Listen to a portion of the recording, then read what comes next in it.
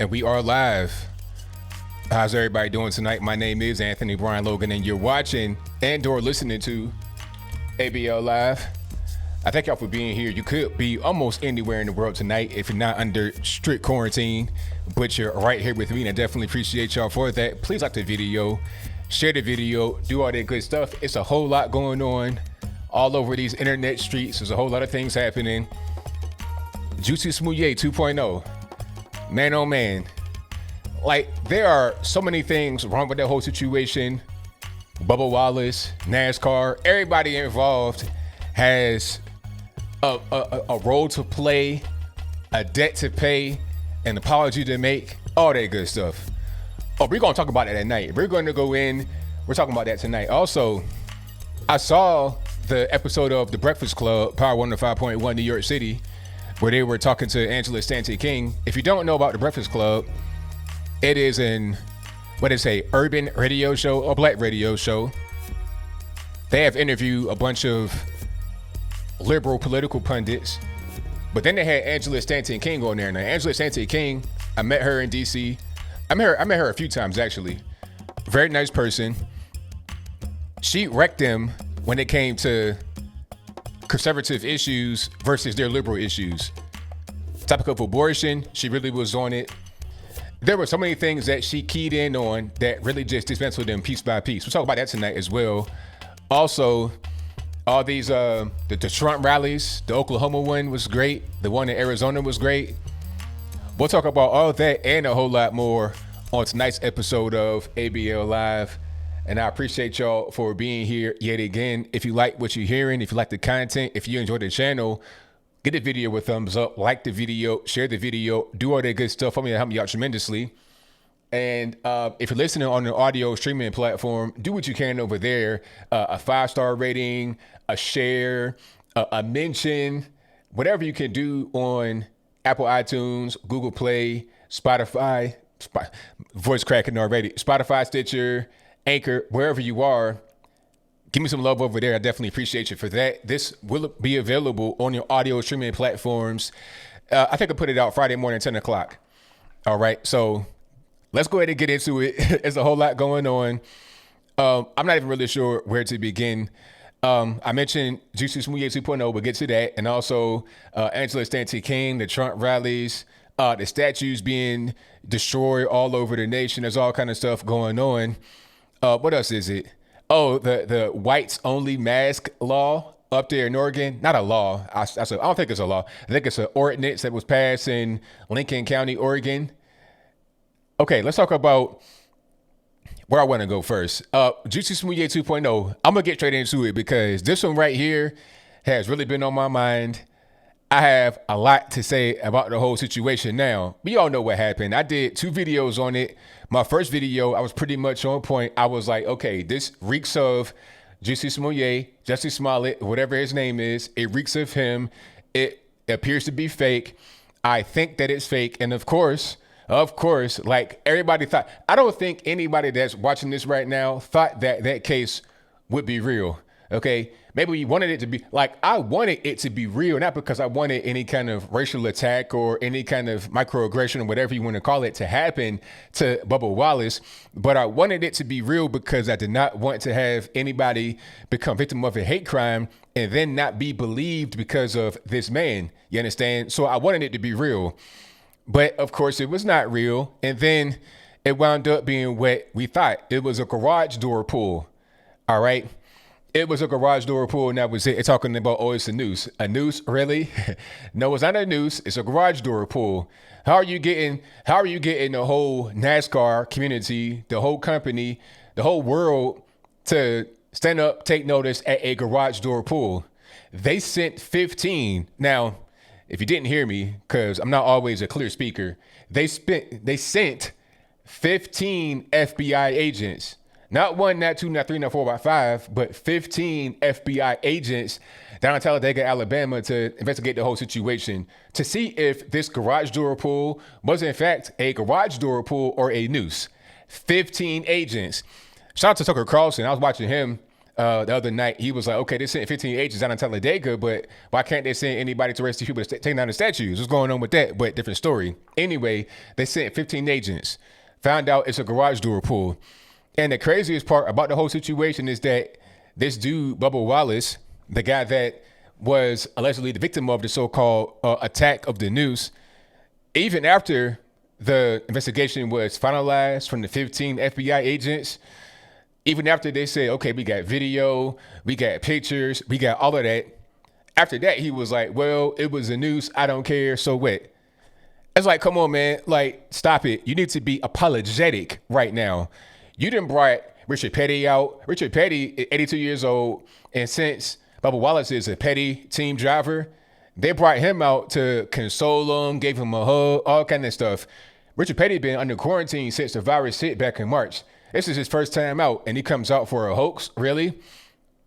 But you know what? I'll talk about NASCAR in general in a minute, because it ain't just Juicy Smoothie 2.0 to blame here. It's everybody to blame. But getting back to Bubba Wallace, a.k.a. Bubba Smollett, this guy still doubled down talking about, oh, it's a noose. It's a straight up noose. It's like, nah, you need to be apologizing. Apologize to all your fans, the 5 that you have in NASCAR, because you routinely come in like 20th place. But anyway, apologize to your 5 fans you had before. Apologize to Richard Petty, the whole Petty team. Apologize to everybody that's involved, okay? Because you made a mistake. You messed up.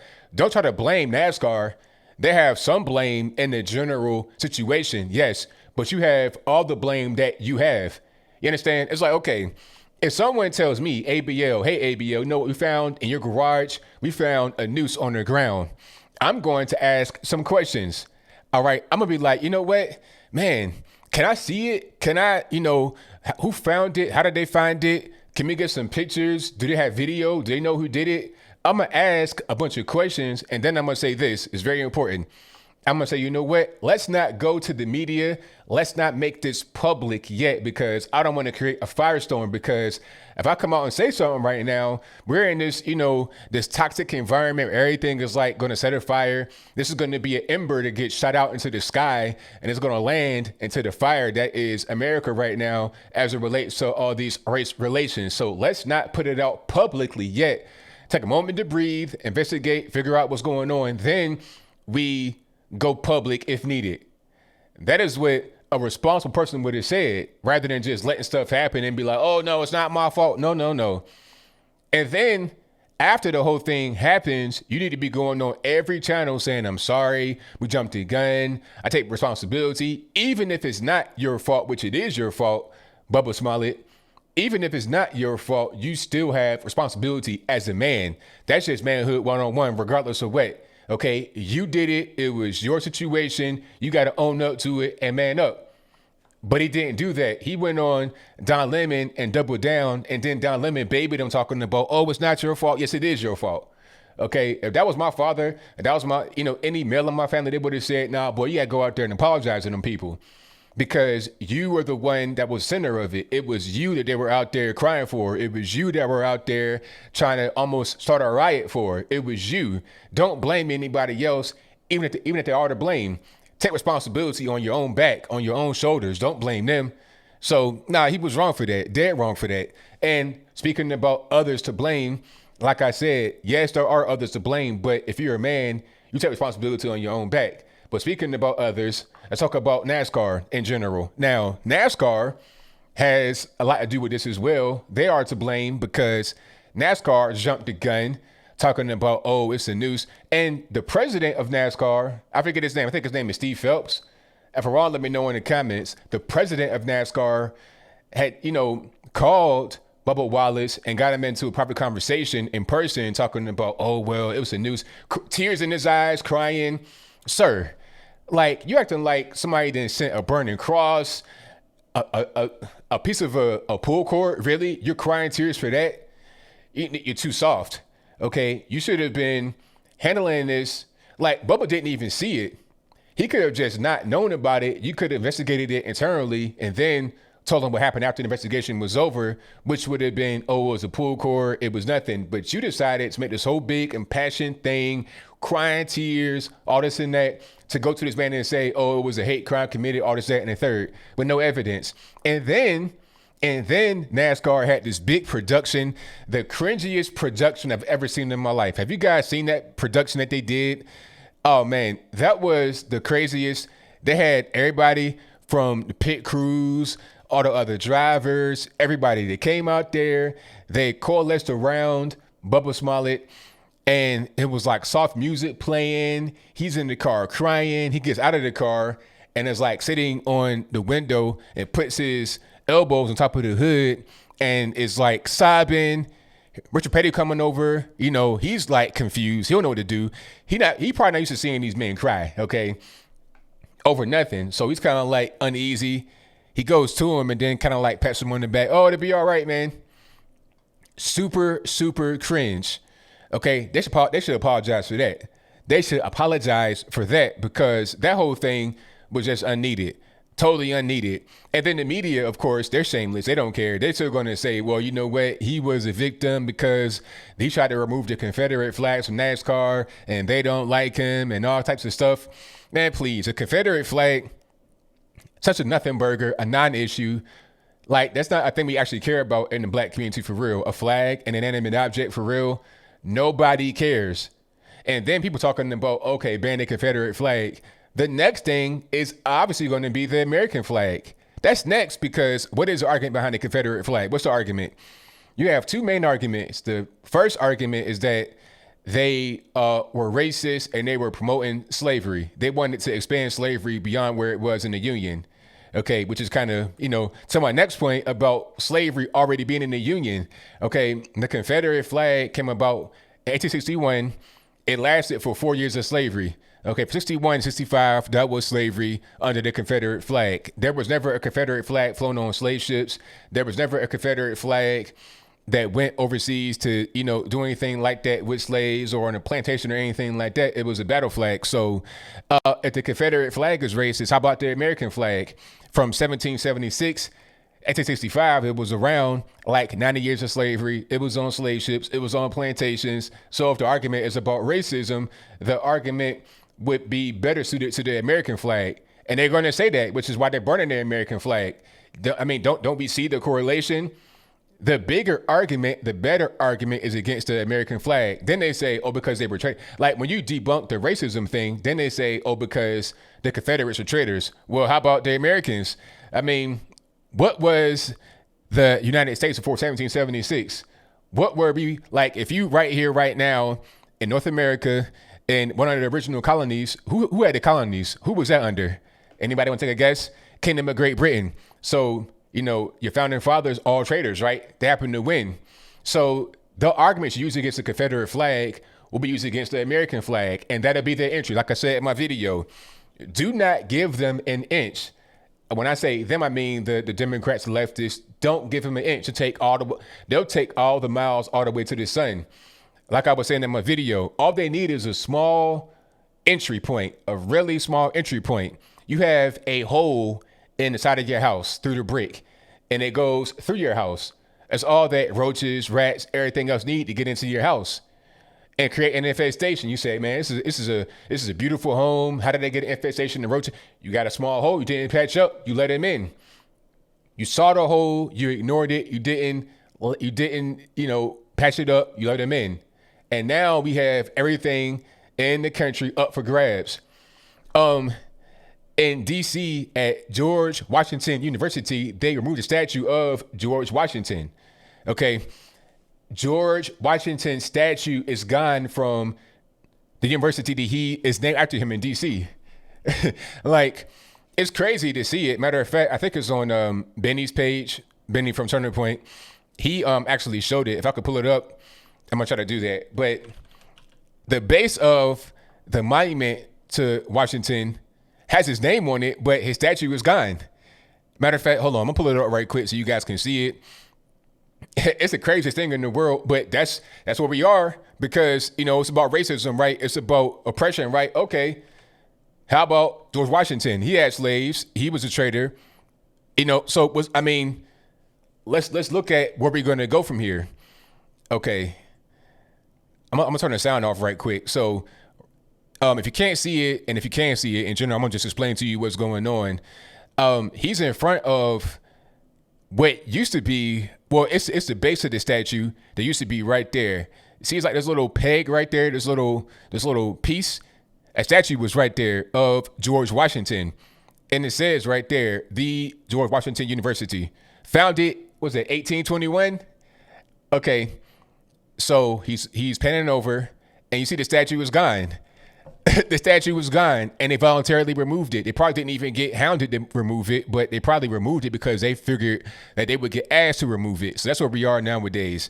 Okay, you cannot have statues of George Washington, Abraham Lincoln, Thomas Jefferson, Ulysses S. Grant. I mean, people that actually freed the slaves. They were trying to take down the statue of Abraham Lincoln in D.C. because they said he did not free the slaves for the appropriate reason. This is what happens when you give them minutes. They take a mile. They go all the way to the sun with it. That's just how it is. That's what they do. Okay? It's not really difficult to understand. So I tell that to say this. The whole thing he's doing with the Confederate monuments, Confederate flags, talking about Bubba Smollett, it's all for naught. It's just a way for this whole BLM movement to infiltrate our lives. This guy, Bubba Smollett, again, had on the Black Lives Matter shirt, the Black Lives Matter car.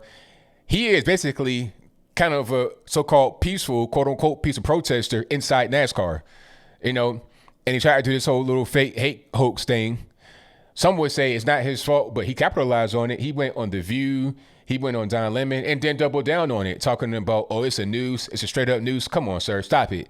It's a garage door pull. The FBI said it's a garage door pull, and it had been there since at least last year, 2019, and was probably there for more time than that.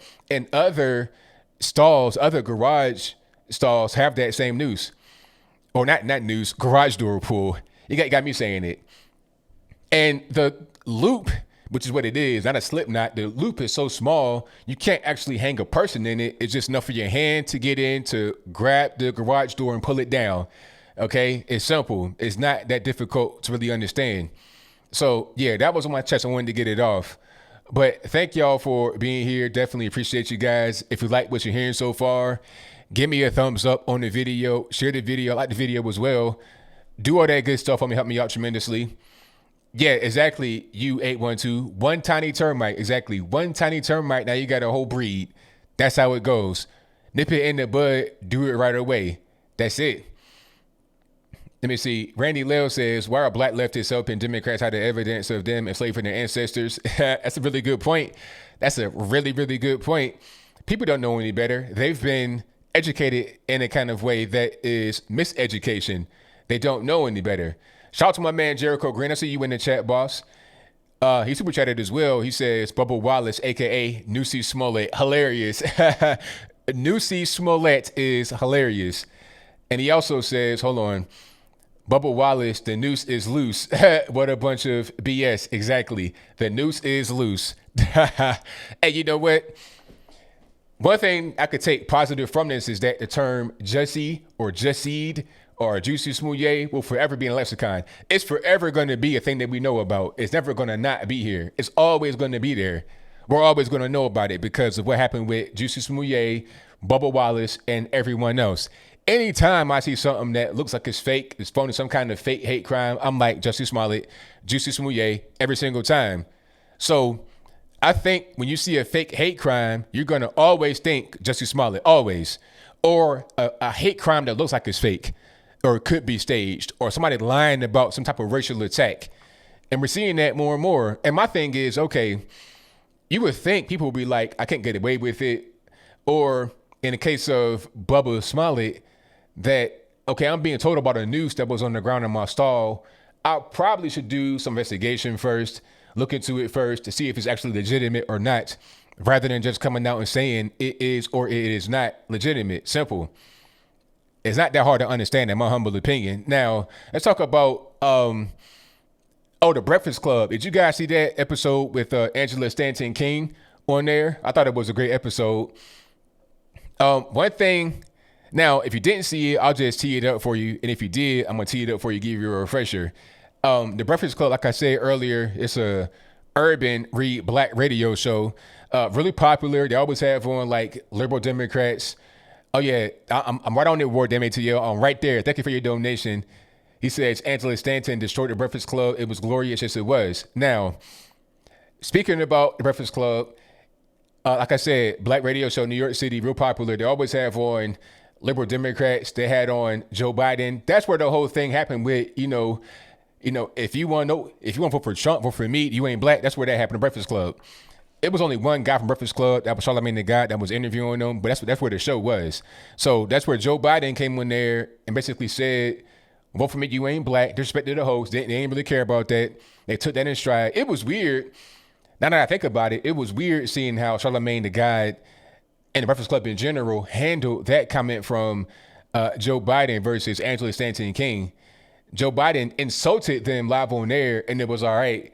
But here comes Angela Stanton-King giving the facts, and they were getting triggered. But anyway, she was on there talking about a lot of conservative ideas. And they're not used to really having that kind of stuff because they always have on liberals on, they talk about things they agree with. So then she was talking about all the ways that Trump has helped Black America and America in general. She was debunking a lot of things that they said Trump has done. And she was also talking about herself because the reason why she was there is because she's running for office right now in Georgia, trying to take John Lewis's seat out there in Atlanta. So she was speaking about things that Trump has done, and I thought it was fantastic. Talking about lowest black unemployment before the virus hit, talking about permanently funding HBCUs, talking about the First Step Act, freeing a lot of black folks from the penitentiary, doing some really important things. But the main thing that I liked from Angela Stanton-King was her talk about abortion. Okay, she wrecked them on abortion, and it was crazy. They're talking about, I'm pro-choice. And one thing she said I liked was, no, do you hear what you're saying? Pro-choice? Why did we say pro-choice when the opposite of pro-choice is pro-life? Why can't opposite of pro-life be pro-death? Because if you have life, the opposite is death. So why are we saying pro-choice? They're playing games with the terminology. They're not really telling you what's really going on with the terminology. Talking about Planned Parenthood, how they refused $60 million because let me back up. Planned Parenthood was offered monies to do other things aside from abortion by the federal government, like $60 million. But in the plan, there was stipulation they couldn't use the money for abortion at all. They could only use it for the so-called other services. And it declined the money. Why? Because their bread and butter is abortion. Okay, people say, Planned Parenthood is not just abortion. You can get any other so-called services from any OBGYN, any clinic, any hospital. You can get it from anywhere. It's not exclusive to Planned Parenthood. They don't corner the market on these so-called services. Pap smear. They don't even do mammograms, actually. They're not licensed to do mammograms at Planned Parenthood. So it's not actually even a good clinic. The only reason why it's there is for abortion. She spoke about how, there's been so many of us been aborted since 1973, Roe v. Wade. I say it's like 20 million. She said it was more than that, but it's quite a few of us have been aborted since 1973, Roe v. Wade. And it was also, what else did she say? She was talking about, I was trying to thought here. She was talking about how are we going to say that Black Lives Matter if they don't matter in the womb? She said Black Lives Matter even in the womb, which is facts. You can't be out here, screeching and crying for Ahmaud Arbery and George Floyd and Rayshard Brooks if when a black baby gets aborted, it ain't no big deal. And also the post-birth abortion, talking about Ralph Northam saying that, hey, when the baby is born, we could do something with it. We'll figure out what we're going to do with it. And also how Planned Parenthood sells body parts. That's very important. She brought all those facts up and they got really triggered by that. It was funny seeing them on the defensive throughout the entire time. It was an hour of her speaking and an hour just nothing but facts. She did very well on the Breakfast Club for sure. Yeah, defund Planned Parenthood. Get them out of here all day long. Okay, hold on. I'm reading some of the comments here. Yeah, and also how Planned Parenthood was started by Margaret Sanger. That was really an important point. Very important point. They were started by racists. They're a racist organization, but yet we got the government trying to pay for it. We got a lot of black folks supporting it. It's like, what are we really doing? We're paying for our own demise. And if anybody says don't do that, then they're a racist and they're anti-black. How does it make any sense? It does not make any sense. We should be more in America, population-wise, but we're not because of abortion. It's simple. People that supported abortion back in the day would say, you know what, the reason why we're doing this is because we want to have less black folks on the system and stuff like that. You know, the Klan couldn't kill as many people as abortion has. Throughout the entire, from the end of slavery up until civil rights, like 100 years of time, there was only 3,500 blacks that were lynched by, in general, by anybody. It could be by the Klan, by just regular white people, black people. 3,500 people that were lynched in 100 years. That number is met like every day, every week by Planned Parenthood. So if we're talking about the KKK, all this and that, what is the actual biggest killer of black people? Is it them or is it Planned Parenthood?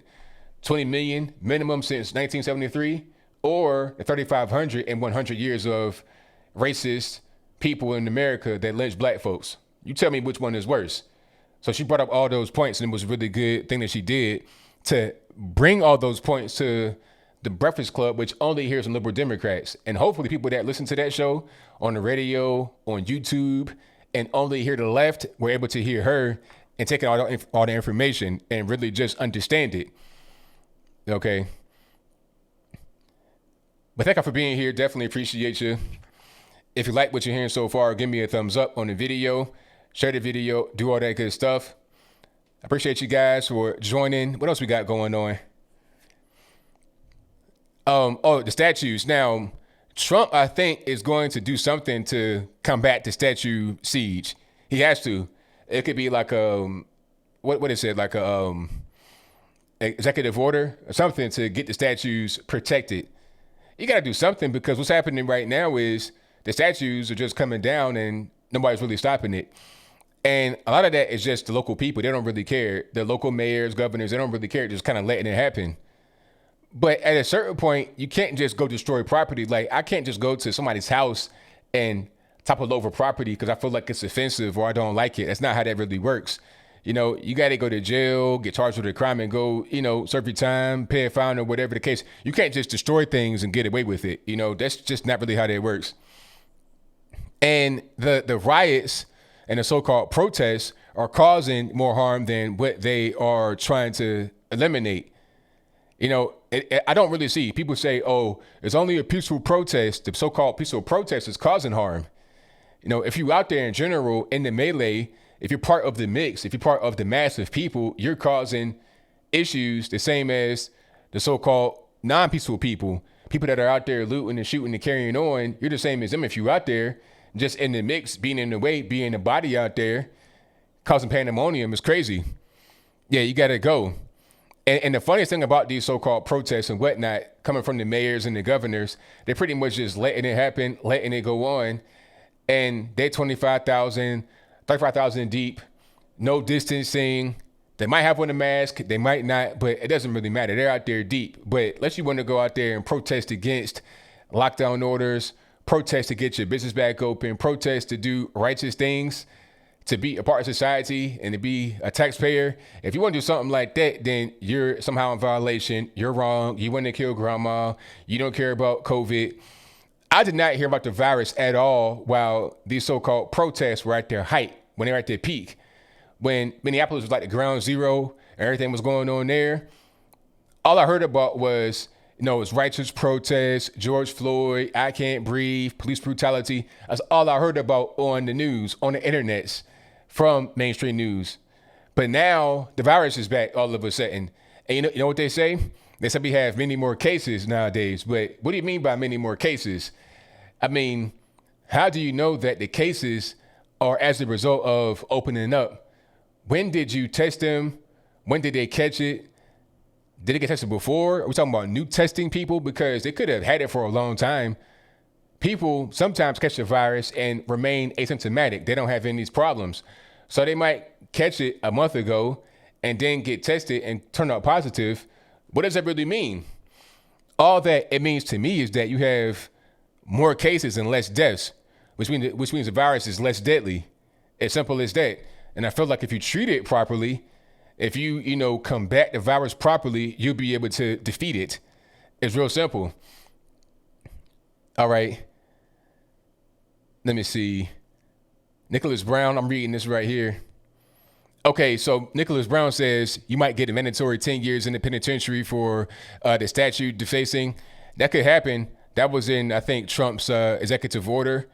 I mean, hopefully it passes, because you got to do something to stop the siege. Like, if you don't do anything, you'll keep having these so-called protests until it gets cold, or until it has like a big snowstorm or a big rain or something like that.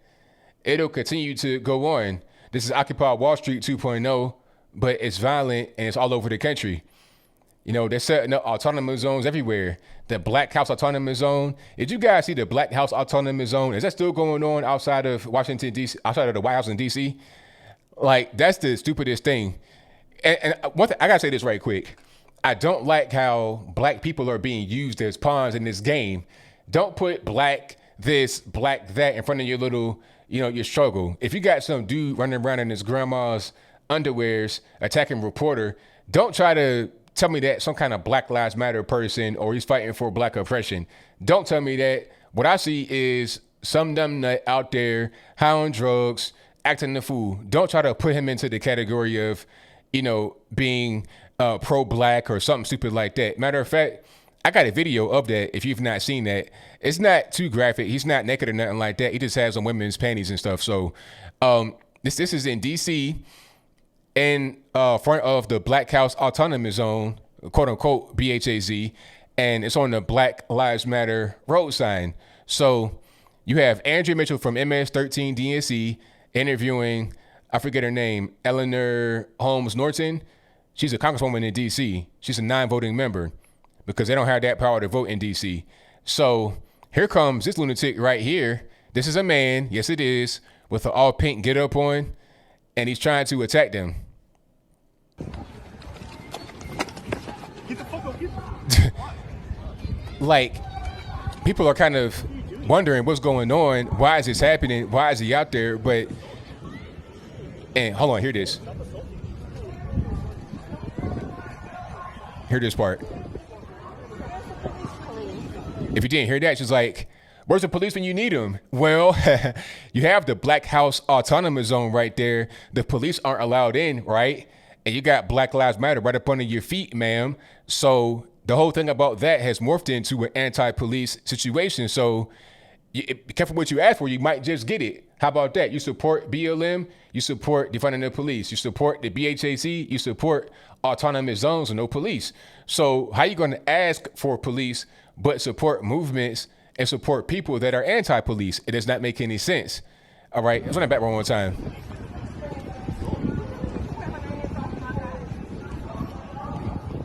So it's going to end right here. And I don't know what he's doing. Like, what is going on? What was the purpose of that? But he's still out there in his little get up.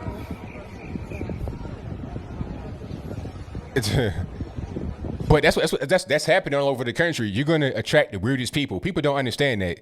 They don't understand what they're doing. They think, okay, we're going to reform the police and everything's going to be great. It's going to be sunshines, rainbows, all this, that, and the third. No. That's not how it works. You don't understand the way society operates.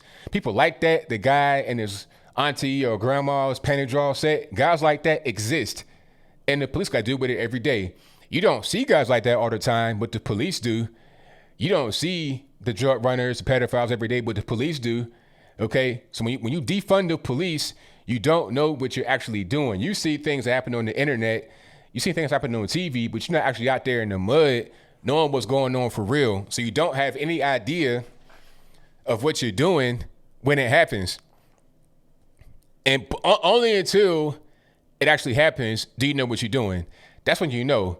When you get these numbnuts that you've never seen before, high on drugs, meth monkeys, all that kind of good stuff. Just like, I know you guys want to see my Instagram post where I showed the guy trampling the so-called farm in the Chaz zone, Chaz Chop, whatever it is. I call that zone affectionately crack, heroin, opiates, pills, or for Chaz, I'll say, I'll say crack, heroin, amphetamine zone, all right? So this guy right here decides, you know what I'm going to do? I'm going to just go ahead and trample this so-called garden with the plants they brought from Home Depot and put them on top of the ground that had no chance of growing. I'm on top of that because I got to practice my Krav Maga. I got to practice my, my Brazilian Jiu-Jitsu and get my thing off. You understand?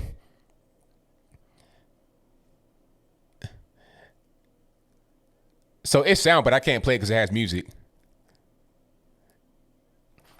So imagine having to deal with this guy every day.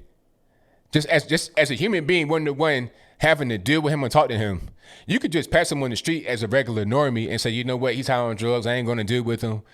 But an officer's going to get called on him and say, hey man, this guy's inside my house, my business. He's high on drugs. Please come deal with him.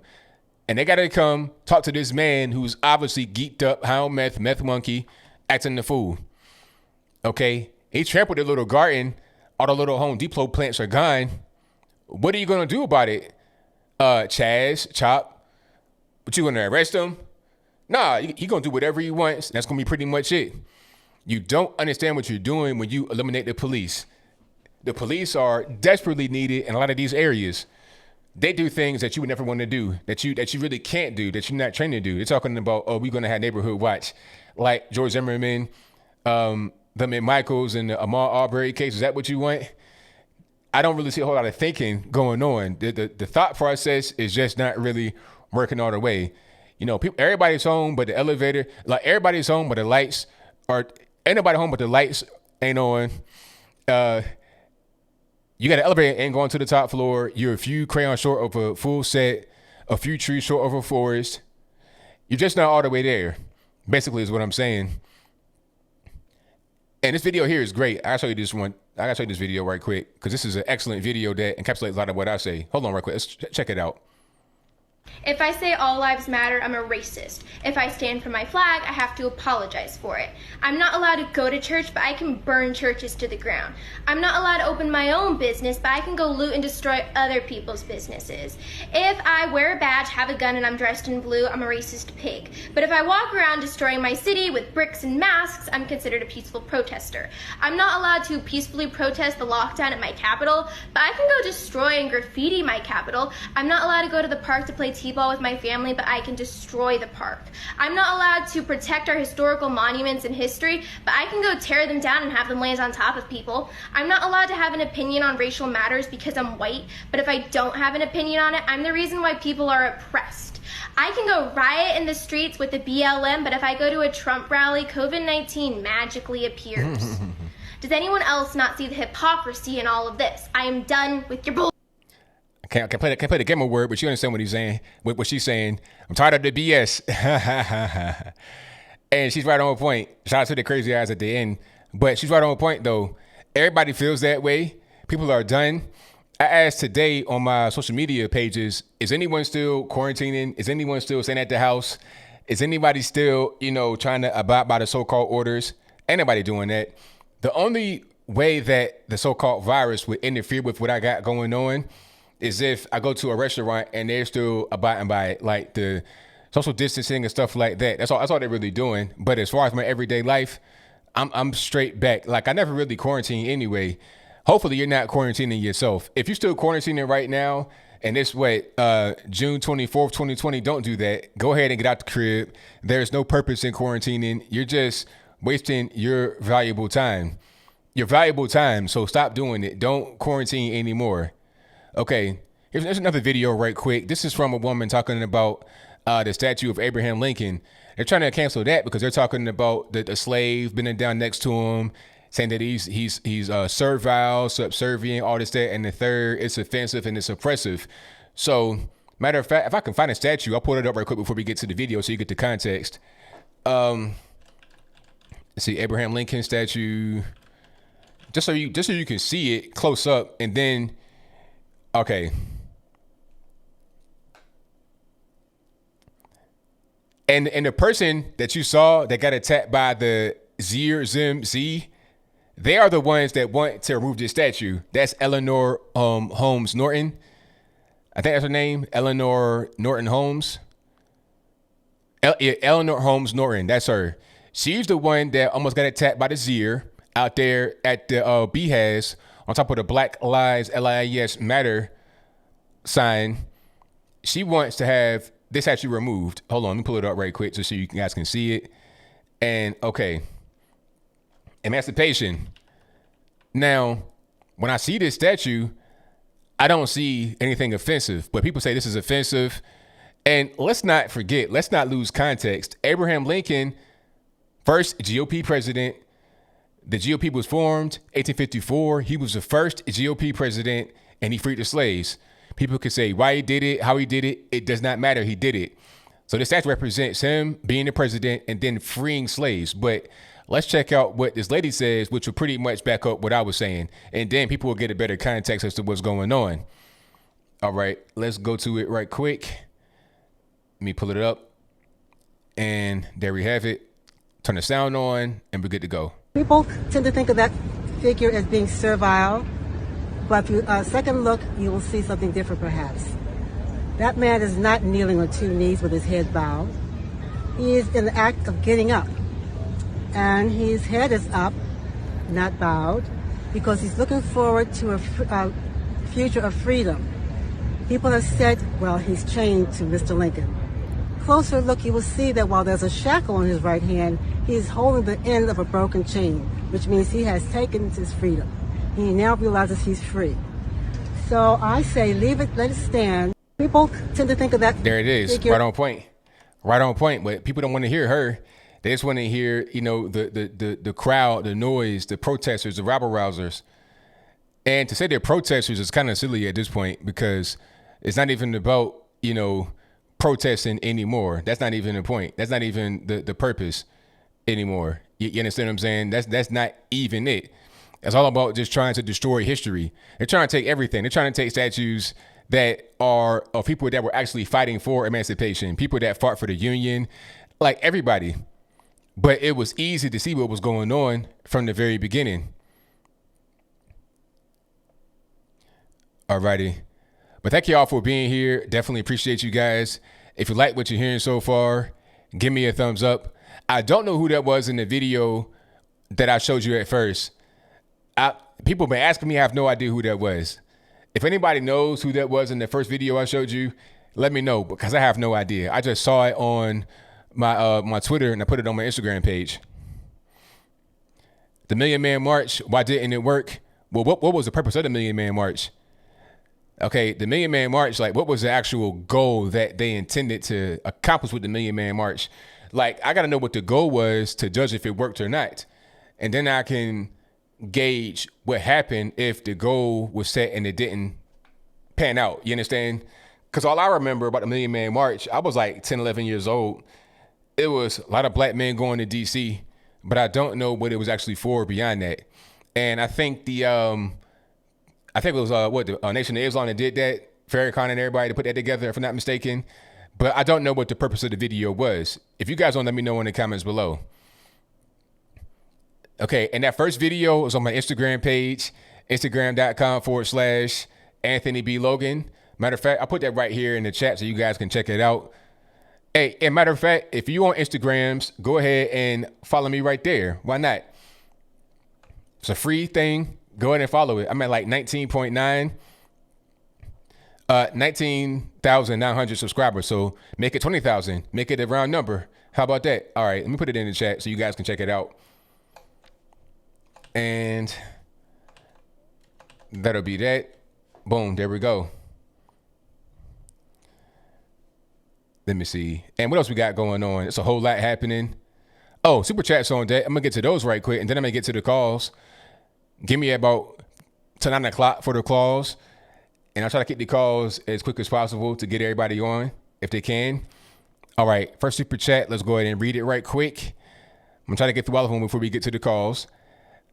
Thank you to Justin Trudeau, wears blackface, hilarious name, who says, can you invite Fresh Out Big Hurt on the show? That'd be a great invite. A great invite for sure. We got to put him on the show with Tatum and everybody. That'd be excellent. Yeah, shout out to him.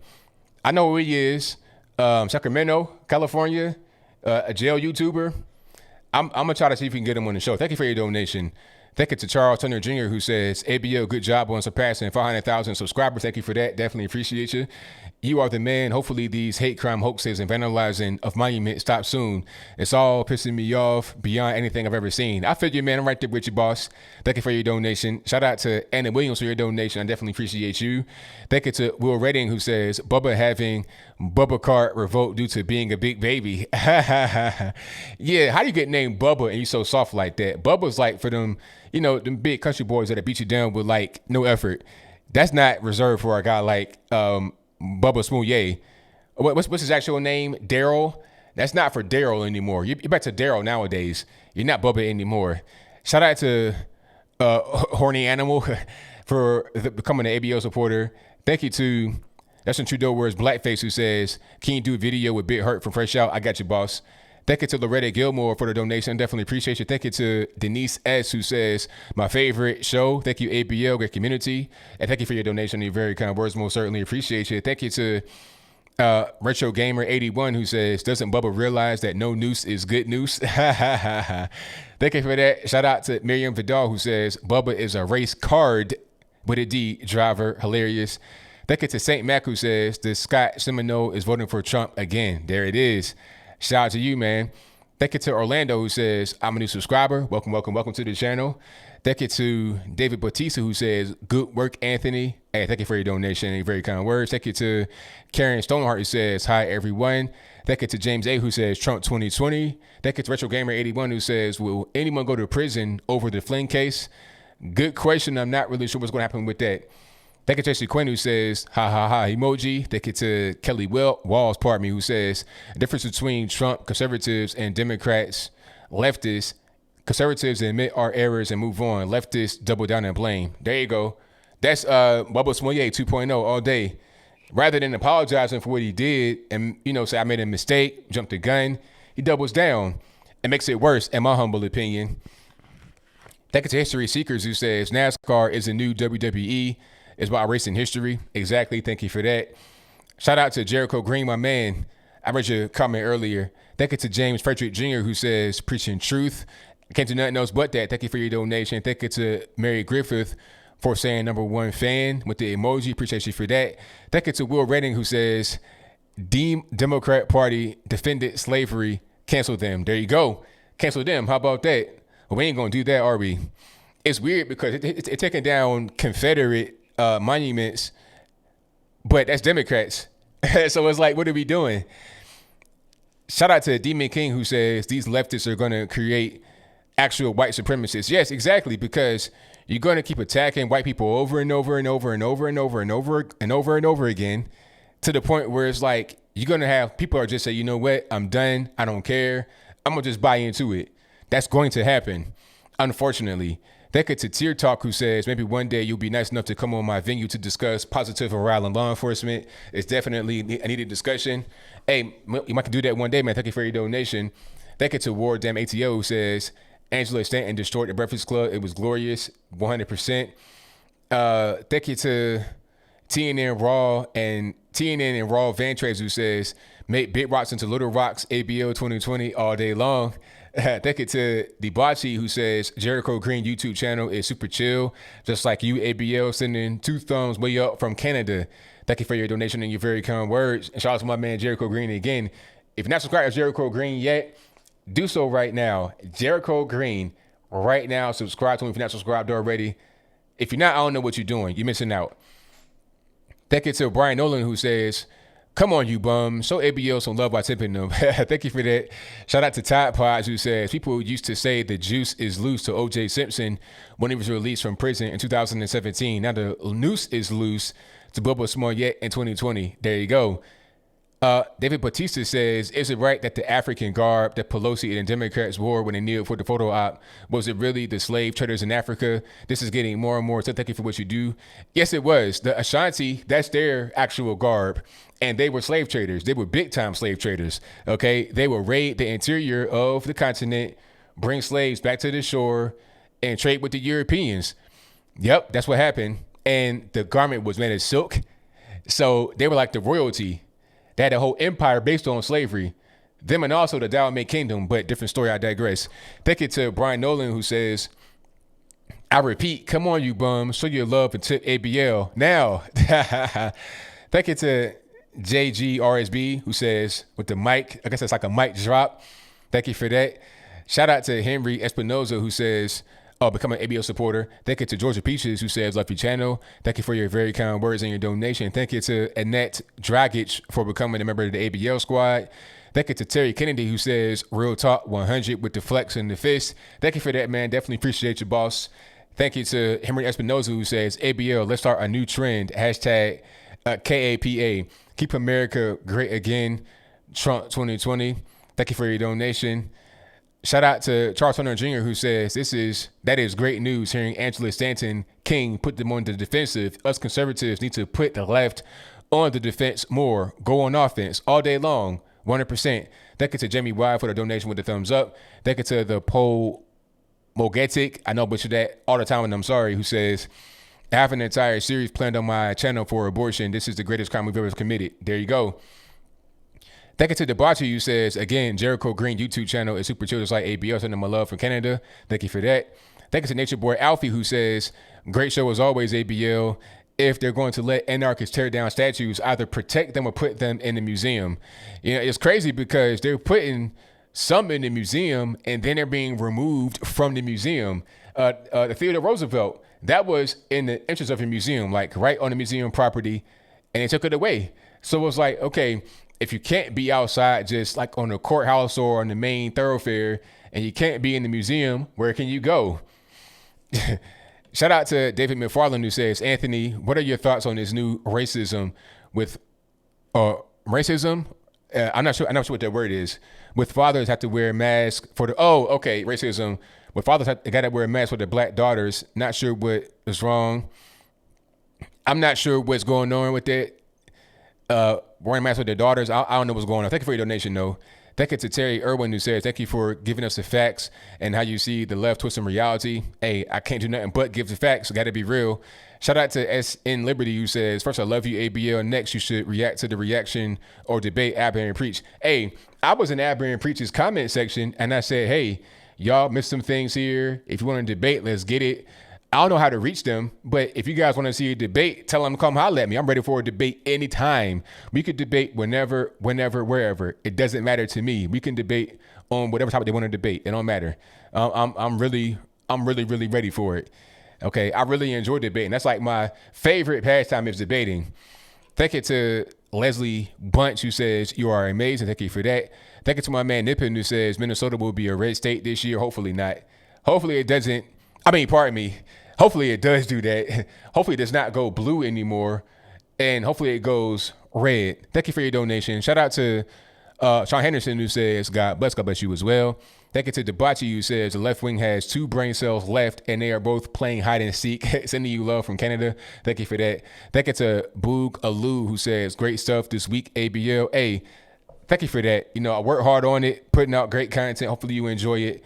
Thank you to my man Killer Sushi, who says, how to get famous. Find a piece of rope on the floor and cry victim. You will be on 4 national TV shows within 24 hours. Amazing. Side note, was that Ivan attacking those women? Haven't seen them lately. It could have been, man. Thank you for your donation. Definitely appreciate it. Shout out to Max Dominguez, who says, Adolfo Martinez burned the church's LGBTQ flag in Ames, Iowa, and got 16 years. I remember that. I almost forgot about that, but I remember that. It was considered a hate crime. Why not the same for the ones knocking down statues? Very good point. And burning the American flag as well. If burning the LGBTQ ABCDEFG flag is a hate crime, why not the American flag? And why not knocking down statues? Why not? Very good point. Shout out to, let me see, OK Cleaners, who says, too much talk about how to fit into this little box, but we'll email you on Skype. Keep up the good work. Thank you for that. Definitely appreciate you. Thank you to Ian Kinney, who says, I won't go into places that make me wear a mask. I'm a contractor and I stopped shopping at Menards because they're mandatory. Go to Home Depot. I'm right there with you, boss. Thank you to the user 06, who says the Lincoln statue, Lincoln Park, was built with donations from former slaves. Exactly. Former slaves built the statue, but it's somehow offensive now. And white liberals, black liberals want to take it down together. So if it's all about trying to honor the former slaves, why not the ones who actually built the statue with their own money that they earned? You know, like, why not? Thank you to Phil Bodell, who says the founding fathers signed a death sentence of slavery with the Declaration of Independence. We should praise them, not tear down their statues. Exactly. Thank you for your donation. Definitely appreciate you. Shout out to NF Givens, who said, keep spreading the good word. You need to try and get Jasmine Ogden on. She needs some more exposure. Also, I want to see you debate Aber and Preach. Hey, like I said, you guys, if you know how to contact them and say, hey, debate ABL and contact him. I'm not hard to find. I got a whole website with my email on it. I'm on social media. I'm here. You can contact me easily. So anytime, any place I can debate is all good. Thank you to Zachary Film Army, who says, oh, lost my place there. Hold on, let me get back to it. Zachary Film Army. Wow, lost my whole place right quick. Hey, you guys are great. If you like what you're hearing so far, give me a thumbs up on the actual video itself. I'd appreciate that for me. Also, if you're not subscribed yet, you're a brand new viewer, go ahead and subscribe right now. And when you subscribe, click the bell as well. If you click the bell, you get notified whenever I go live and or post a new video. Alrighty, Zachary Film Army says, oh, and they are saying Jesus is next because he's white. Yeah, I did a video about that. Sean King talking about let's remove statues of Jesus if he's white, and also the Madonna and everybody else if they're white.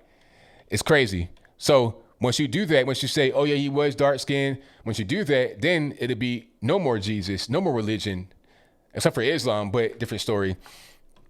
Thank you to Eric Berger for becoming an ABL supporter.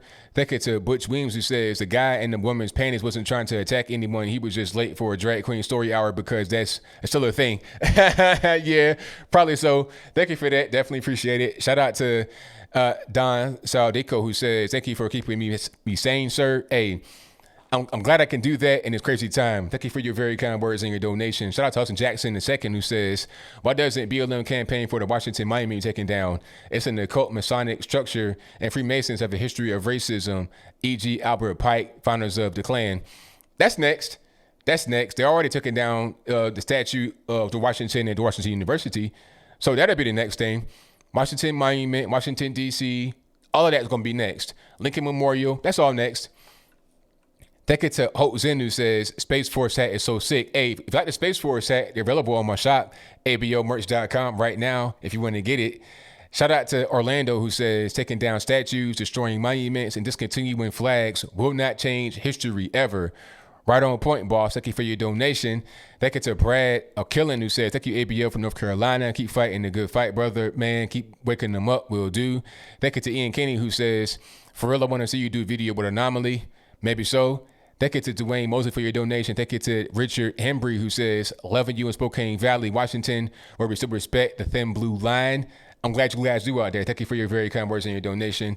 Shout out to James Carver, who says, do you think Bassmaster Classic and other fishing sports will ban the cray? Not because it looks like a noose, even though non-slip knot. Man, you know what? With the way things are going right now, I would not be surprised if they did. If they came out and said it's not as offensive. I mean, but at a certain point, it's got to stop. Like I said in my video, when you down there on the train in Hartsfield Jackson and the little subway train they got going from concourse to concourse, they have the little loops right there you hold on to so you don't fall. So is that offensive right now? I mean, it's ergonomic. It makes sense. Rather than holding on to the bar, which has less flexibility, I hold on to the loop because it can move versus a stationary bar. It's just kind of a thing that makes sense. But apparently people don't think about it that way. Whatever.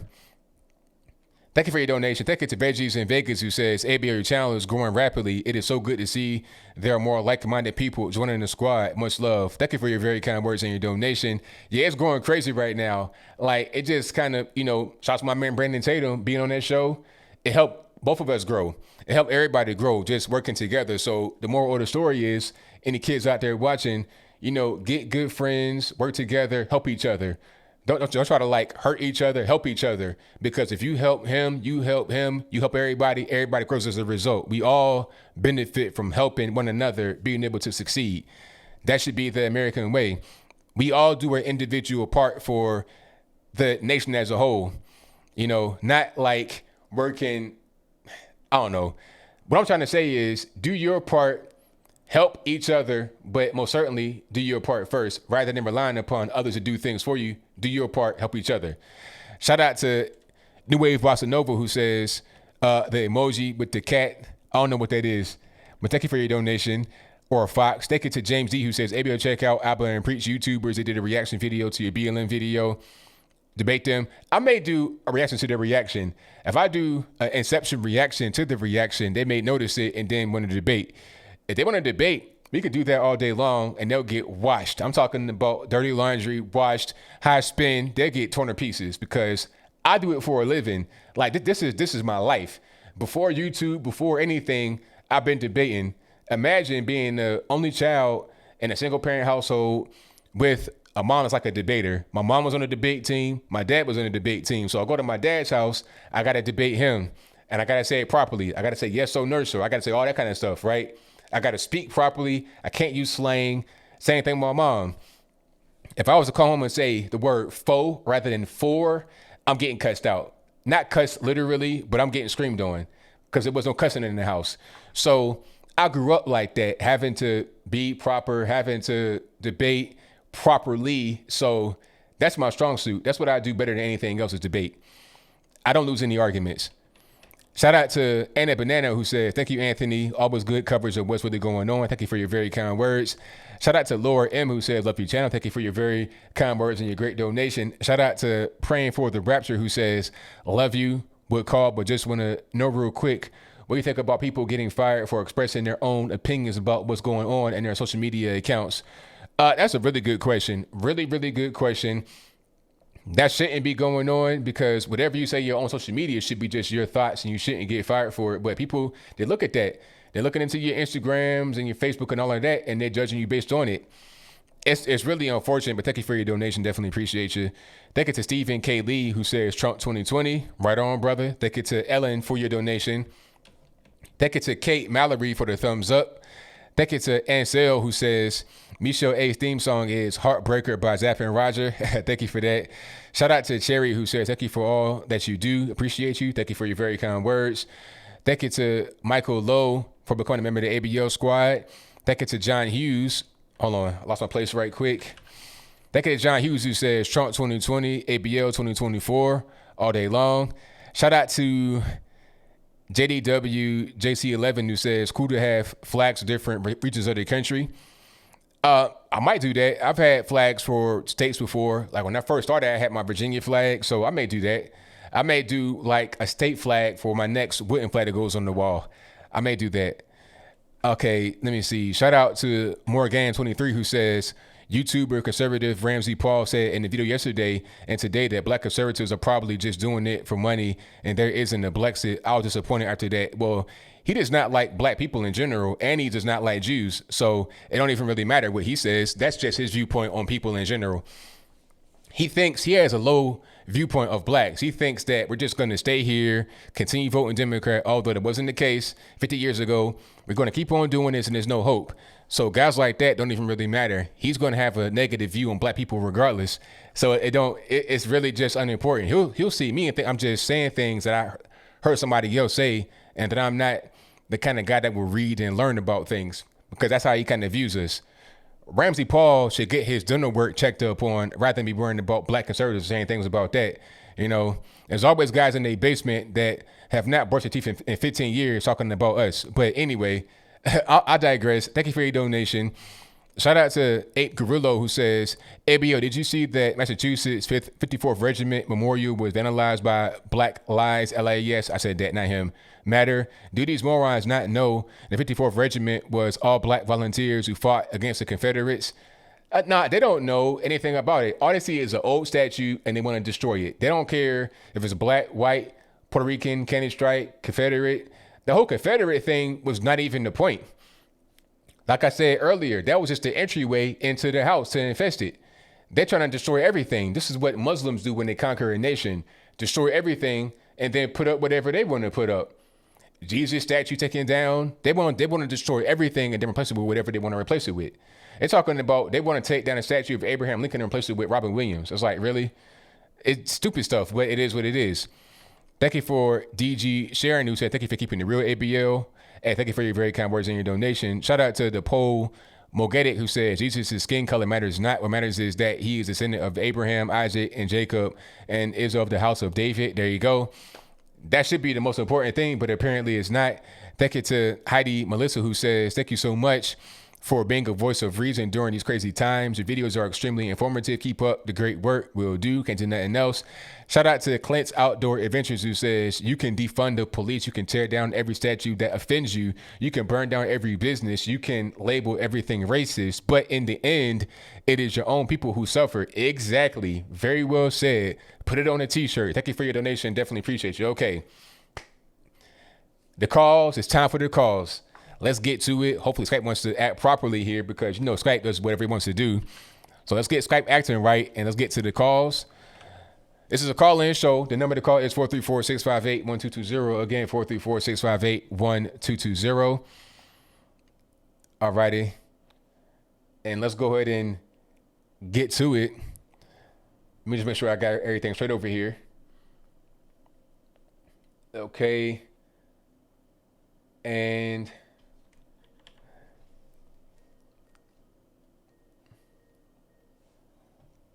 I know calling on the line. Who am I speaking to? This is Katie. All righty, what's going on? So I wanted to say two things, and I'll be quick with them. First is about the mask, and it's kind of just a quick point that I think is kind of a funny question to ask. Who do they think are getting tested at these test sites that they opened up? It's the people with the masks on. So all these positives they're coming out with, it's something to consider. That's a good point. And also, I keep hearing from the Black Lives Matter side that the 13th Amendment, has the slave loophole. And to that point, I wanted to say that slavery was abolished in 1865. The Eastern State Penitentiary, which is our first penitentiary, was built in 1820. The penitentiary, the word, is religious speak for forgiveness, as I'm sure you know. And Britain had been imprisoning people since the 1500s, before us. But to further make a point, however, why did we break from Britain? Freedom from religious persecution. So we didn't immediately make penitentiaries, a thing here in the United States. So those are my two things, and that's why 13th Amendment doesn't have anything to do with the slave loophole and masks. But thank you very much for taking my call, and I very much appreciate that your platform exists, ABL, and thank you so much. Thank you for the call. Definitely appreciate you. All right, bye-bye. Great call. A couple facts right quick, dropping them off and just letting that be. And thank you all for being here. You guys are fantastic. You guys are great. The number to call is always in the description box if you don't remember it, if you don't know it. And it's also right here in the ticker at a certain point in time. You'll see it as ticker kind of fades along slowly. It's 434-658-1220. Again, 434-658-1220. If you're just not coming into the show, give me a thumbs up on the video, like the video, do all that good stuff. Also, if you are a first-time viewer or you're not subscribed for some reason, go ahead and subscribe right now. Do that for me. And when you subscribe, click the bell. When you click the bell, you get notified when I go live post a new video. So go ahead and do that for me. I appreciate you for that. Let's get to the next call. 2 and 4, you're on the line. I'm speaking to. Hi, this is Christina, Anthony. How are you doing? All righty. What's going on? Not much. I've been sitting here, and I started today thinking about slavery and where it all started. And I didn't get to go to school. I grew up in and out of foster homes, but I got to thinking, I've never really studied it, never looked it up much. I just knew what I had been told throughout the years about the slavery here in America.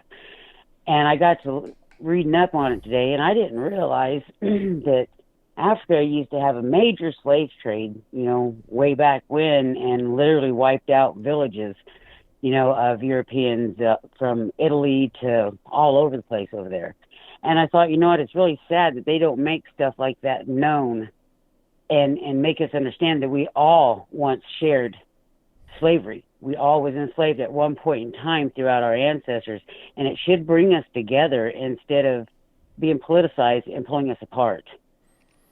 Yeah, it definitely should. But see, people don't think about it like that. You have a logical point of view. What you're saying makes sense. But people that are out there, they're rioting, they're protesting.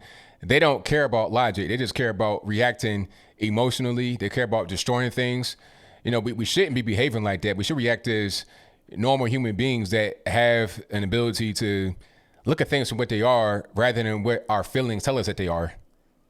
Right. Well, see, I grew up in a childhood that most can't believe that exists in this, country, but it is what it was. And I grew up out on streets, and I grew up around all different color of people and all different, from alcoholic to drug addict to the worst of the worst that you could imagine.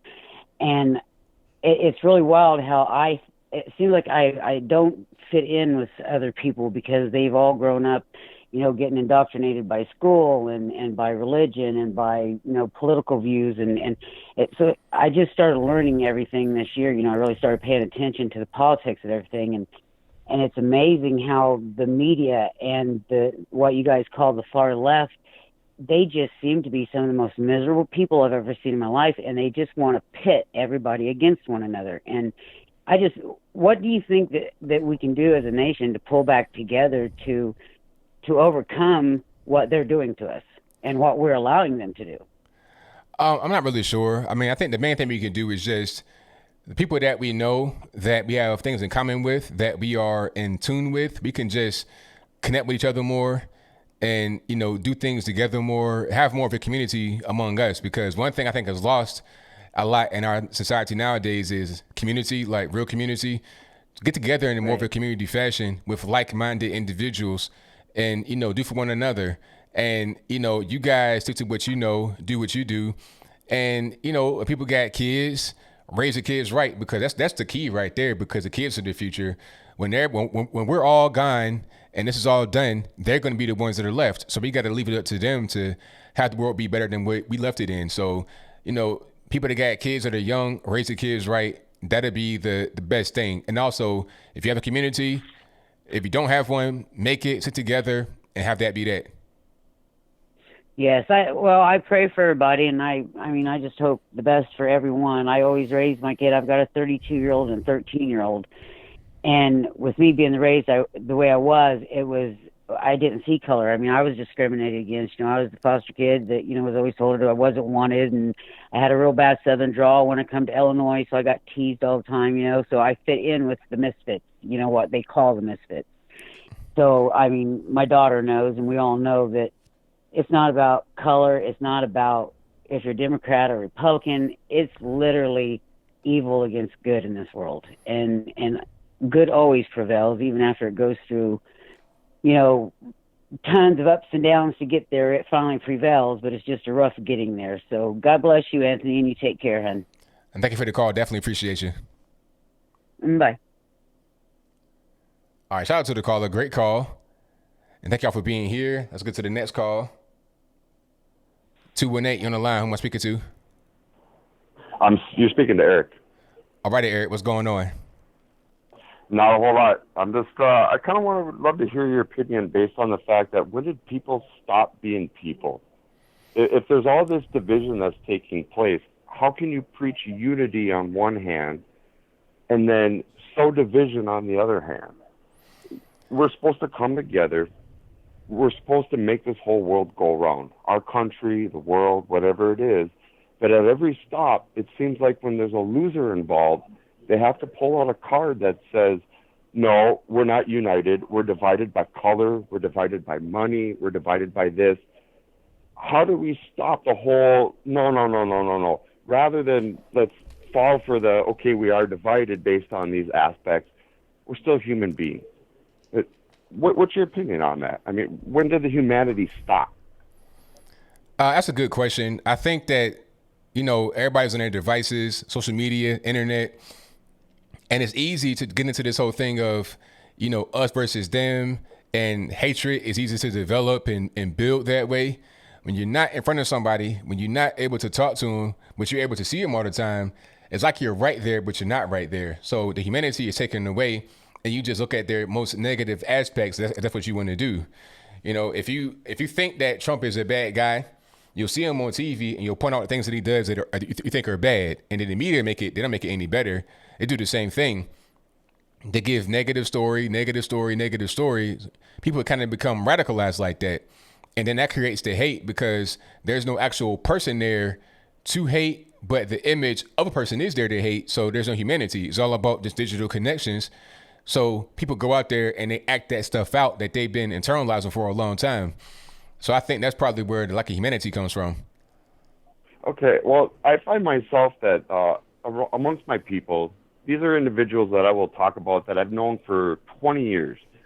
And although politics were never an issue, once Trump got elected, they started singling certain things out. And I have found myself being put on a back shelf based on the fact that as somebody who tried to be independent, fell into Trump not based on the fact of all the supposed hate or I myself find a racist.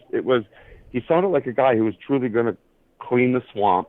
He was going to expose all this corruption because as a person from the outside, he doesn't know how the inner system works. And when you start, I guess, saying you're going to go in from the inside and disrupt it all, you're going to have enemies from outside. And I found from my own personal aspect, a lot of my friends now live on this planet where I myself not will be considered a human being anymore by their construct of we're progressive, we go for this, we go for that. And I guess for myself it becomes really frustrating because it's all the evidence is right there of what's really going on. If you go out and purchase an item, you're going to do some research on it. And it's very frustrating to see these people that they tune into the news. All they hear is CNN said this, MSNBC said that, blah, blah, blah. Your resources are independent from ours. They're all full of crap. How would you personally approach somebody like that, knowing that if you shared your opinions very firmly, that if it came down to it, you versus my opinions, I'd choose what I firmly believe as my opinions versus you? How do you explain something like that to where they really start to listen to you and say, you know, I've known you for 20 years. Now we're getting serious on a topic we've never discussed before, but we recognize this is a defining moment in our relationship moving forward as people that I'm going to give you the respect. How would you personally approach that? And I just want to say I thank you for your time. This is the very first time I've ever called into any talk show of any sort. So with that said, I will close out what I have to say, and I appreciate your comment. Well, thank you for the call. Definitely appreciate you. Thank you.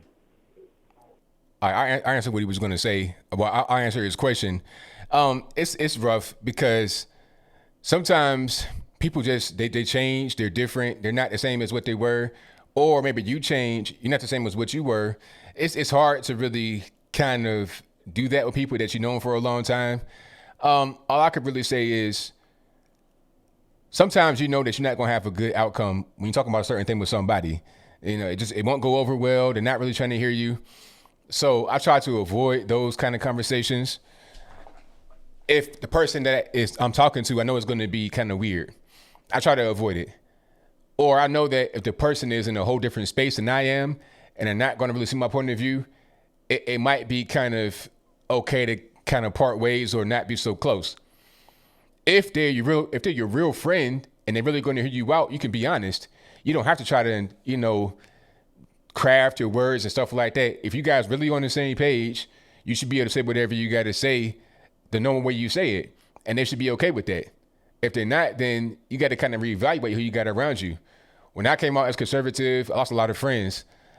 Everybody really kind of like just, you know, turn their back.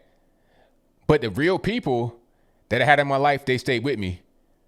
Real people that don't really want to, that won't really in your corner that strongly to begin with, are not going to be there. Hopefully that kind of answered it.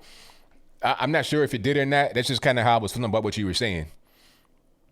Okay, let's get to the next call. Number to call, 434-658-1220. Again, 434-658-1220. 502, you on the line. Who am I speaking to? This is Tim from Kentucky.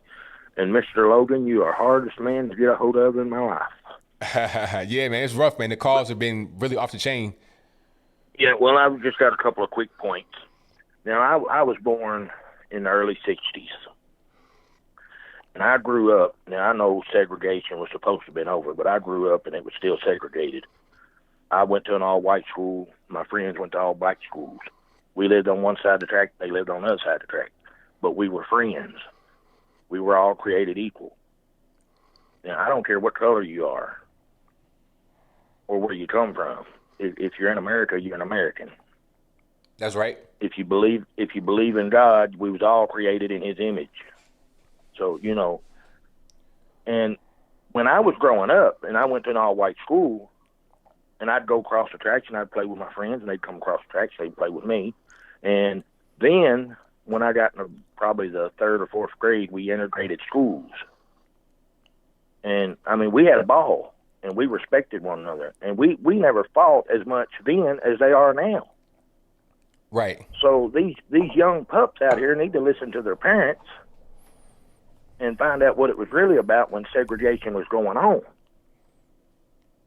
That's right. That's right. And not listen to them liberal leftists or whatever they are. I don't know. I guess they just want to divide the country and have another civil war or something, because they're telling me that I can't hang my heritage flag, which is a Southern state's flag. It's the heritage flag, because the Klan adopted it as a hate symbol. Yeah.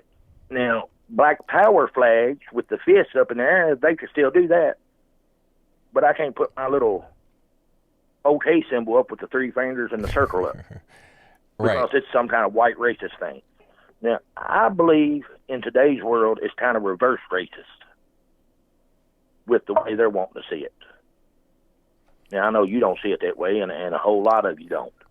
But the way them leftists is wanting to see it, it's kind of, we was to blame for oppression that happened hundreds of years ago. We didn't have nothing to do with that. You know, so, and I mean, I'm 50-some years old, and I'm not getting on my knees and apologizing to no man unless it's Jesus. I'm sorry, I'm just not. Because I had nothing to do with the way they were treated or the way they were raised. That was our ancestors and their ancestors, not me. And that's all I was wanting to say, just make them a few points and then see what you said about it. Wait, man, you're right on point. You're definitely right on point. And that was a good point you made about the OK sign and the flag. It kind of being the same thing, because, you know, just doing the OK sign used to be fine. It used to be all right. And now all of a sudden it's not. You know, the Southern flag. I grew up. Yeah. I grew up. They done it to me. I done it to them. College basketball, they hit a 3-point shot, they'd hold it up. That's right. Now it's racist. You know, I don't understand things. But yeah, it's crazy. I guess that's because I don't see color, I guess. I guess not. I guess because you're not racist, then that means you have to be racist. I mean, we live in a crazy world. But thank you for your call. I definitely appreciate you. Yeah. All right. I appreciate you, too, and you keep doing what you're doing. All right. Thank you. Bye-bye. All right. Shout out to the caller. Yeah. Yeah, I you know, like, that's a good correlation about the OK sign and, you know, the Confederate flag. Like, they're talking about, I think, what was it? Walmart won't sell any more Mississippi State flags because of the Confederate symbol in it. But then it's going to get to the point where you can't even do this anymore. If I do this on a shirt, that's also racist. If I drink milk, that's racist. Everything's racist nowadays. It's kind of crazy. All right, let's get to the next call. All right, Jordan, what's happening? What up, ABL?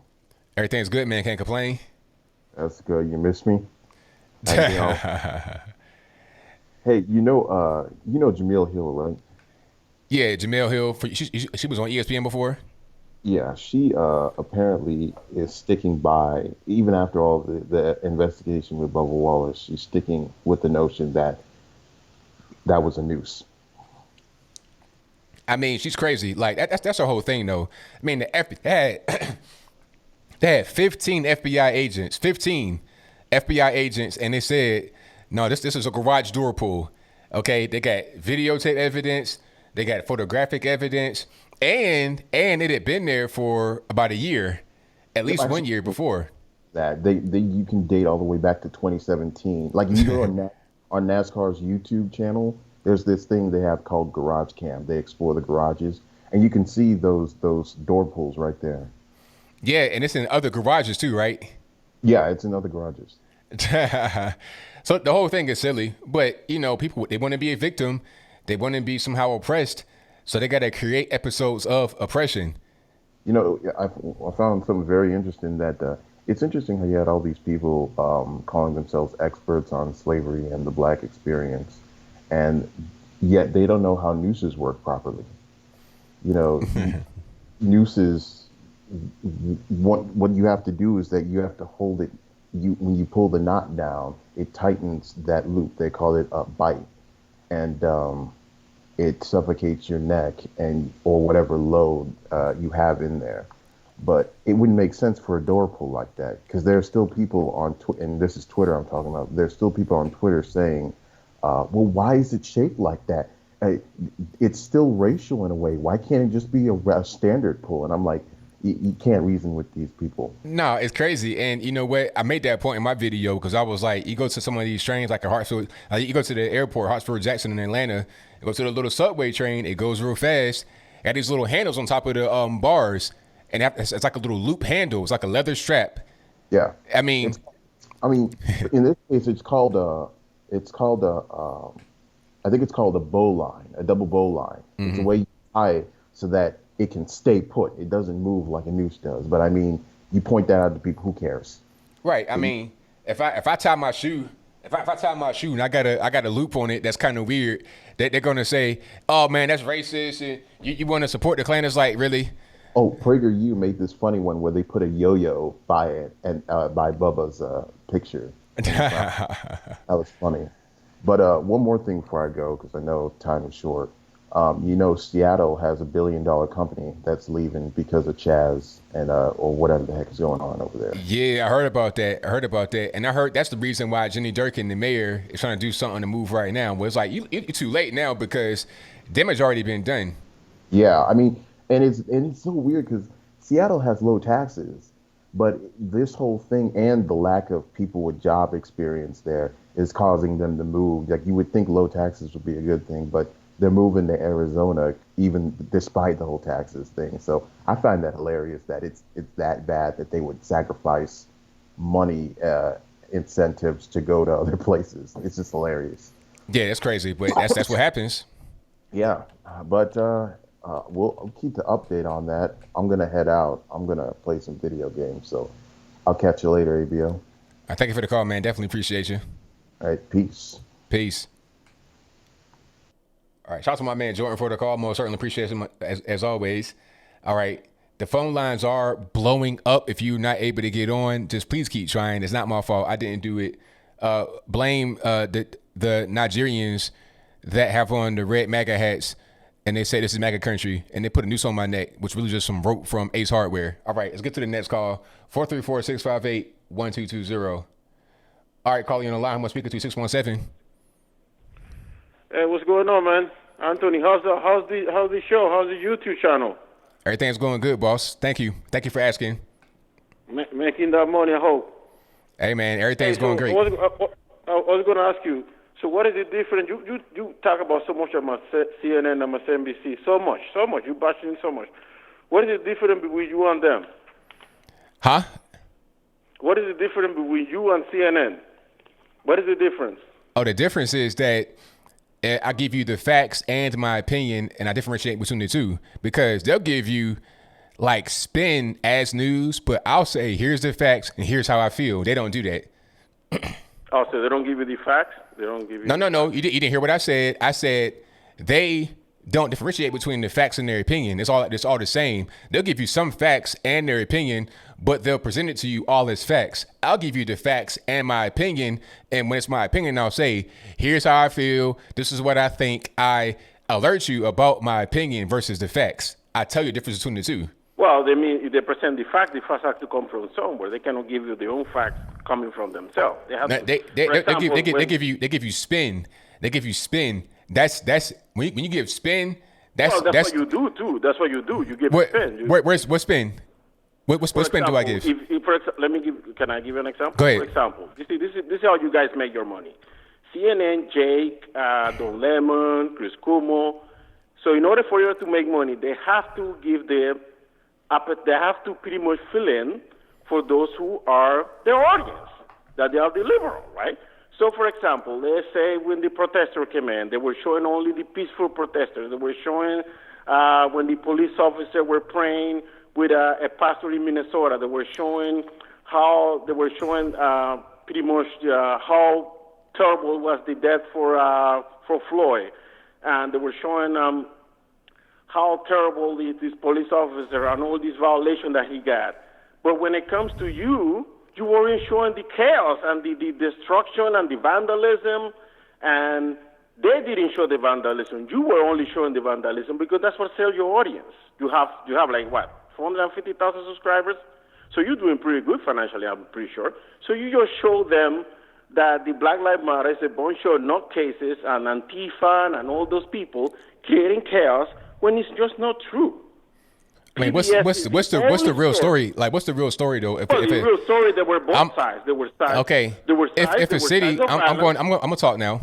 If a city is basically burning, if it's on fire, if it's chaos, destruction, mayhem going on all the time, why would I point out the couple of little so-called peaceful people when the actual city is just like what you? It's just like the one guy. He was on MSNBC. He was like, "Oh well, it's generally peaceful here, but right behind him, the city was on fire." It's like, isn't that kind of important? What's going on right there behind you? The city is literally burning. The city is burning. You're talking about how peaceful it is. It's like, come on, man. Like, what's the actual story? You're talking about the city in flames. That is the bigger story. With Brother Juju, I know like PBS. PBS show the side that were peaceful. Actually, there were more peaceful protesters than violent. Yeah, there were some people. I mean, you have 200,000 people in the street, and 5% of them they're looting. That's enough to create chaos. But that doesn't mean that the rest of them were creating chaos. And you know what? You know what I think about that? I'm gonna talk because my show. This is what I'm gonna say. What I say about the so-called peaceful people is that they give cover to the violent people, because without the 200,000 people in the street, you could not have the 5% that were violent. They are intermixed in the crowd. Who is who? I don't know who's peaceful, who is not. You may see one so-called peaceful protester with a Black Lives Matter sign chilling out 1 minute, and then the very next second, they out there looting the store, taking stuff from, I don't know, Forever 21, from a bank or whatever. I've seen examples of that. Okay, so it's like, I don't really care who's out there. If you know that it's a generally lawless environment and you're out there aiding in it by just being out there, I count you as the same as everyone else. Okay, that's just generally how I operate. That I'm on now? Oh, go ahead.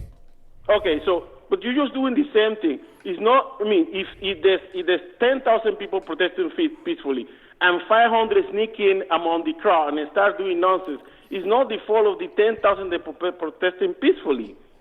It's not their fault. But they're all out there for the same purpose. They're all out there for the same purpose. You see, now you're talking over me. Now I can do that. I can do that because it's my show. Because it's your show. Yeah. So that's not a debate. It's not a debate. You're right. It's not a debate because guess what? It's not a debate because it's my show. I could do what I want. See, it's great. You know, if you get your own show, you could do the same thing. You could do whatever you want, whenever you want. You know, it's freedom of speech, freedom of expression is great. But go ahead. So why are you bashing CNN when you just like them? I'm not just like them. I told you why I'm not like them. You just like you presented one side of the story and not the whole story. You just like them. I told you why I'm not like them. I give you the actual, the real issue. Okay, you got Minneapolis. You got riots, chaos, looting, shooting, people getting killed, stabbed up, robbed. That's the actual story. You have some so-called peaceful people, but that's not the story. The story is all the carnage that is happening. I could talk about people that are just being peaceful every day in general, but who reports on that? Like, if somebody right now in any town, USA, being peaceful, watering their grass, taking their dog for a walk, that's not a story. The story is all the rioting, looting, shooting, carrying on, going on. That's the story. So it makes no sense to talk about things that don't make any sense, that are not the story, that's not really important. The story is the story, and that's it. CNN will give you facts mixed with fiction and their spin. I give you the straight facts, and I give you multiple links to my facts. I say, go to the description box. I got a whole website with links on it from multiple sources, from local news, national news, independent news, everything. And then I give you my opinion. Like in the very first video I did about, what's the boy's name? Bubba Smollett.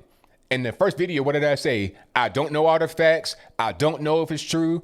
Here's how I feel. What will CNN do? They'll give you how they feel as facts. But you know what's funny? To anybody listening in chat, he was not on the whole time, and I couldn't hear him the whole time. But I unmuted my actual speakers, not yours, in the trial. But I unmuted mine. He was still talking. So if you're talking while I'm talking, you're not listening. So that's why you don't get information when you don't listen. It fell. See, look, he's still talking right there. You see? But go ahead. For example, you never show the police officer that killed, I think his name is, I can't remember his name, the guy that have all these violations that killed George Floyd. You never show any, you didn't do any investigation of his You said violation. What we talking about? What did he have on his record? Well, he committed, he has 67 violations out of the 67 because PBS. What are the violations? What are the violations? To you. PBS couldn't get on the information. That's confidential. So you don't know what they are? If you don't know, how am I going to know? If you don't know, how am I going to know? If you don't know, that's all it really is. It's to it. Matter of fact, we out of time. Thank you for your call. All right, shout out to the caller. But we out of time. I don't got all day to be on the phone with them. The phone lines are blowing up. So number to call, 434-658-1220. Again, 434-658-1220. 423 on the line. Who am I speaking to? Yes, hello. This is Chris. All righty, Chris, what's going on? This is ABL, isn't it? Yes, it is. Brother, I love your videos. There are millions of us that support you, and keep up the good fight. And if the mobs are, it's only 5% of the mobs that are so bad, the other 95% isn't telling them to stop. They're like, stop looting things, stop ripping down monuments. So I really believe it's all a Marxist point of view. Very, very good point. That's how I feel too, because people that are out there looting and shooting and carrying on, I don't see peaceful protests from these same so-called peaceful protesters to get them to stop. I don't see anything like that. Matter of fact, what I do see is people that are out there giving them excuses. Oh, you know, the riots are they're the cry, the voiceless, and they are oppressed. I hear excuses. I don't hear condemnation. Very good point you made. And I just want to say I'm really proud of you for no matter what they call you, they can call you Uncle Tom, they can call you whatever you want. You are a woke American that cares about the people. And between you and the Officer Tatum and Jericho Green, I want to say we're really proud of you. We support you. And if you ever want to come to Tennessee, you're welcome to my house. Hey, I'm right here right now. I'm in the same area code. Actually, I'm in Chattanooga, so I'm right here. Oh, brother, I'm in East Tennessee. I'm right up here in Rogersville. If you ever want to stop by, I don't know if you want to shoot me an email or anything. We'll definitely have some coffee or something. I'd love to. All right, man. Sounds good, man. Thank you for your call. Definitely appreciate you. Thank you, ABL. It was a pleasure talking to you. All right, now, likewise. Thank you. All right, shout out to the caller. Most certainly appreciate him. And you guys know the drill. The number to call is 434-658-1220. Again, 434-658-1220. Yeah, shout out to my man, Red Pill Barista. I've not heard from him in a while. It'd be great if he called my man, Red Pill Barista. But we get into a little bit of a dispute over the virus, and I've not heard from him. But, hey, he's a great caller. You know, I don't mind people disagreeing. Like, Ivan calls all the time to disagree, and it's fine. I answer the phone. I don't hide from a debate. I don't hide from nothing. I debate on TV. I debate on my show. I debate in the street. I debate on my parents. I debate with my family members. I debate with anybody. I don't care. I enjoy it. For me, it's fun. You know, I was bred and born in debating. That's what I like to do for a living and for fun. It's like playing golf to me. But let me get to the next call. 484, you're on the line. Who am I speaking to? Paul. All righty, Paul. What's going on? Hey, Anthony, man. I'm glad I got through. Yeah, I got a couple questions for you real quick, and just wanted your opinion on a couple things. First off, I was wondering if you had an opinion on why the news isn't really covering the Macy's beatdown of the guy that apparently used the N-word, even though Macy's now is determined that didn't occur. Which, I mean, let's face it, in this climate, we know with all this going on, all these companies, you know, I don't know how to put it, just, you know what I'm saying? They don't, nobody wants to be on the wrong side of the social aspect right now. So, like, why would they possibly lie about it? Like, if he really did say something racial, and, like, why is that not on the front page as, like, some kind of, you know, hate crime? Also, it's, like, with all these, like I call it, like, the Black Lives Matter Incorporated and the White Allies advocate, you know, white guilt advocates, like, what's the whole thing like? So you can yell in a black cop's face and this and that. You can call guys like you and Larry Elder, who I have a ton of respect for. You can call you guys whatever, call you Uncle Tom, this and that. nobody says anything like, oh man, you shouldn't be doing that. But if you even question, like, you know, a Black Lives Matter stance or something, you're just criticized. You're a bigot. You're a racist. And it's like, racist is the be-all, end-all for anything anymore. And I just realized this stuff. I mean, I don't know, maybe 10 years ago, I just started hearing about, like, I got really interested in black conservatives because I was like, man, how can people just call these guys all these names? Like, so it's like if you don't go with whatever the popular black opinion is, you get called all these names. And that's like, okay.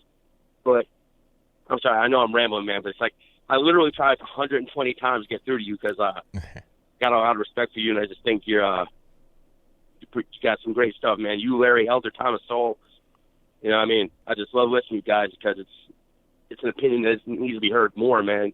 And conservatives, I'm not even a conservative, but like the country's going up in flames, and these dudes I don't want to curse, but they're sitting around like wussies with a P, and you know, stuff's going to get worse, man, for everybody.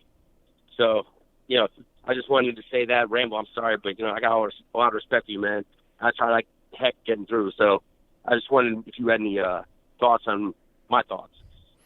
Thank you. I appreciate it. Oh, thank you for the call. I mean, yeah, I think that a lot of us need to come out more. A lot of us black conservatives need to come out more because I feel like people don't really hear from us. They think we don't exist.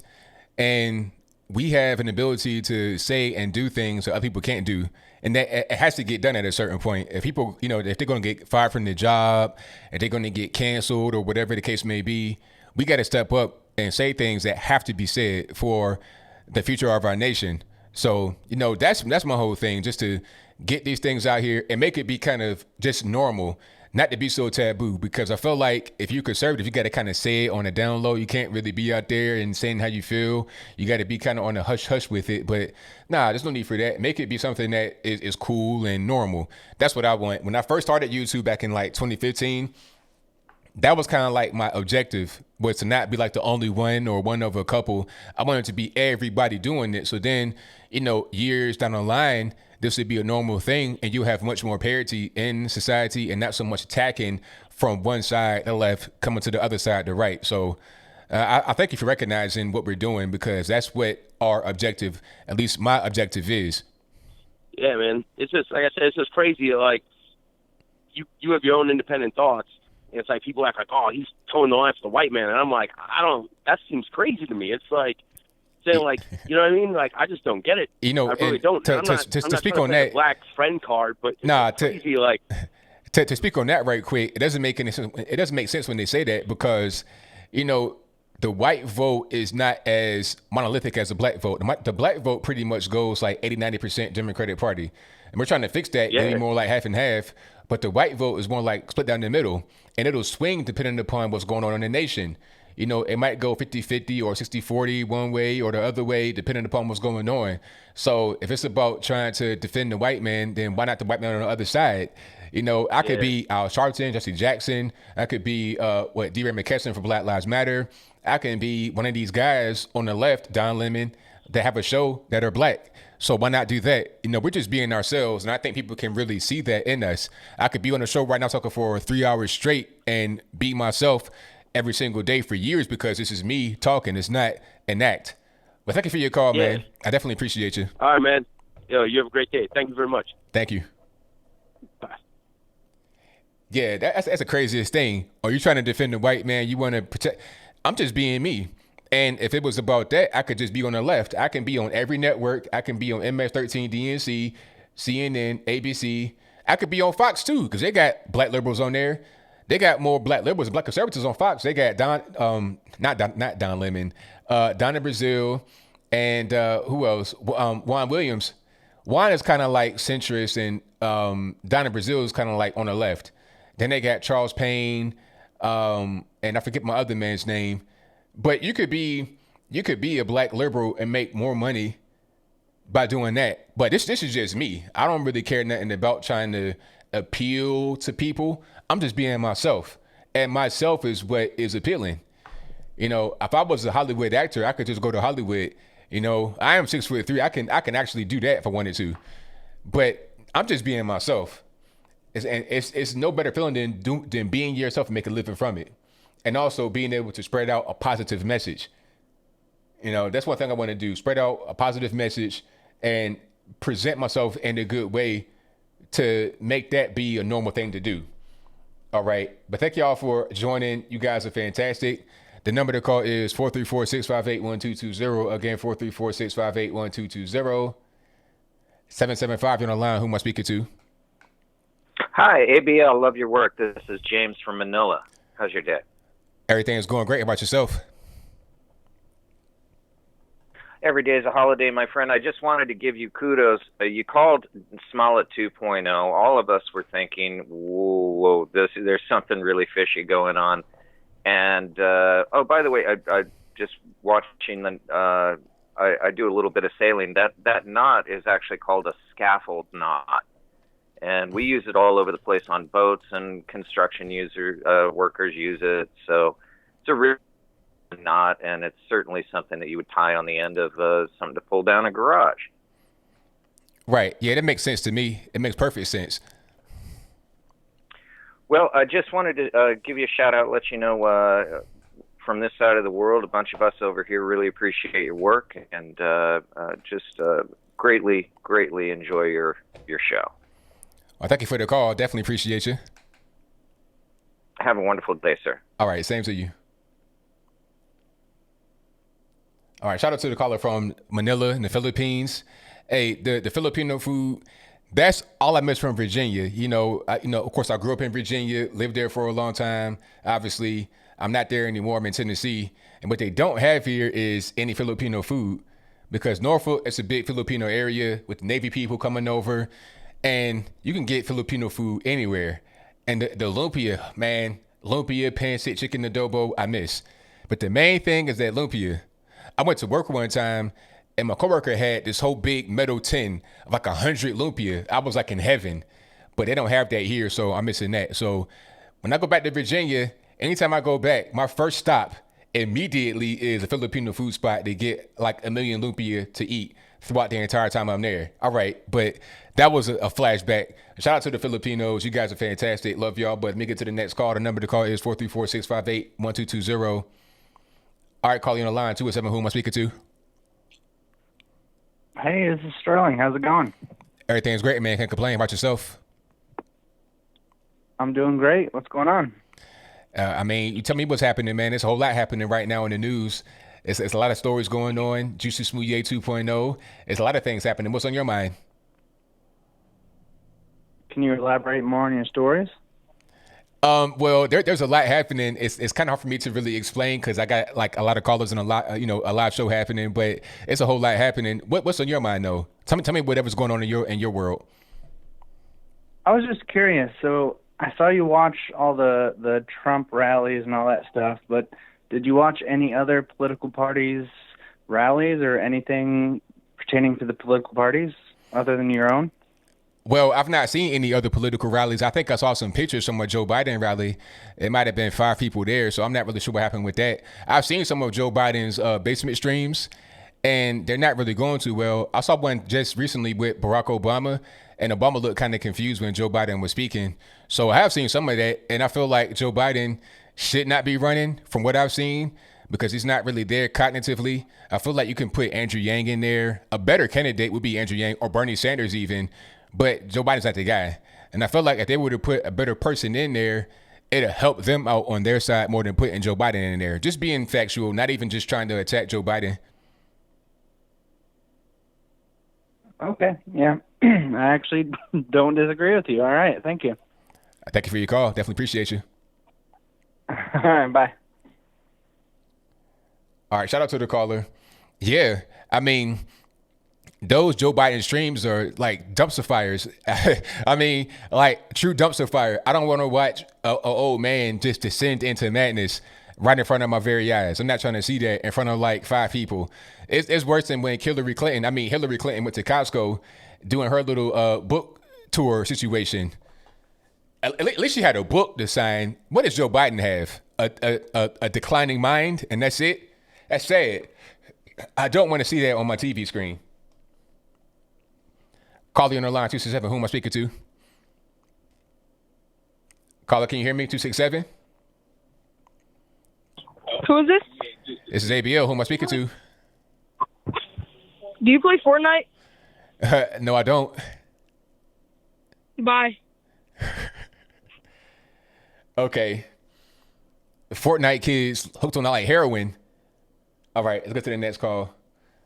860, we're on the line. Who am I speaking to? Hi, it's Alec from Connecticut. All right, Alex, what's going on? I was just wondering if you could shed any light on the recent up creep of viruses numbers and down south and down west. Well, I don't really know. I mean, my guess would be that it's just more testing. I don't really know what the thing is because, you know, the media, they're giving out numbers at a time where it does not make sense for the context in which they're trying to, you know, they're trying to say that there was a big uptick in cases after the Trump rally in Oklahoma. But I have questions because did you test everybody that went to the rally? You know, did you test people that, did you test everybody that went to the rally or test people in general right after the rally ended to get a positive test like the very next day? Like, where do those numbers come from? Like, give me the actual background. Did you test more people? That's never really said. They say, okay, we have a rise in cases. Okay, well, was there a rise in testing too? Because that would make more cases, you know. And how long have they had it? Had they had it for a long time? Did they get over it like 3 months ago and they still got it in their system? There's a lot of things that aren't really said with the rise in the numbers. And I feel like it's being done on purpose to scare people back into submission because when the whole protest thing started to happen, right when it happened, there was no talk about the virus. That was kind of pushed to the back burner. But now that it's dying down, all of a sudden the virus is back in the news. Ask yourself why that is. Yeah, I hear you on that. All right, and while I'm online, I just want to bring some attention to a video from a guy named John Doyle, young, bright, conservative guy. It's a video, How We Let America Die. I think it's probably one of the more important videos that he's ever put out, and just trying to spread the word on it, if you could give it a look out. Okay, I'll check it out. Definitely. All righty. Thank you, man. I love your show. Thank you for the call, man. Definitely appreciate you. Keep up. All right, shout out to the caller. The flags I have behind me, someone said what size are those, the flags? The flags I have behind me, let me just, they're size large, but let me give you the exact size.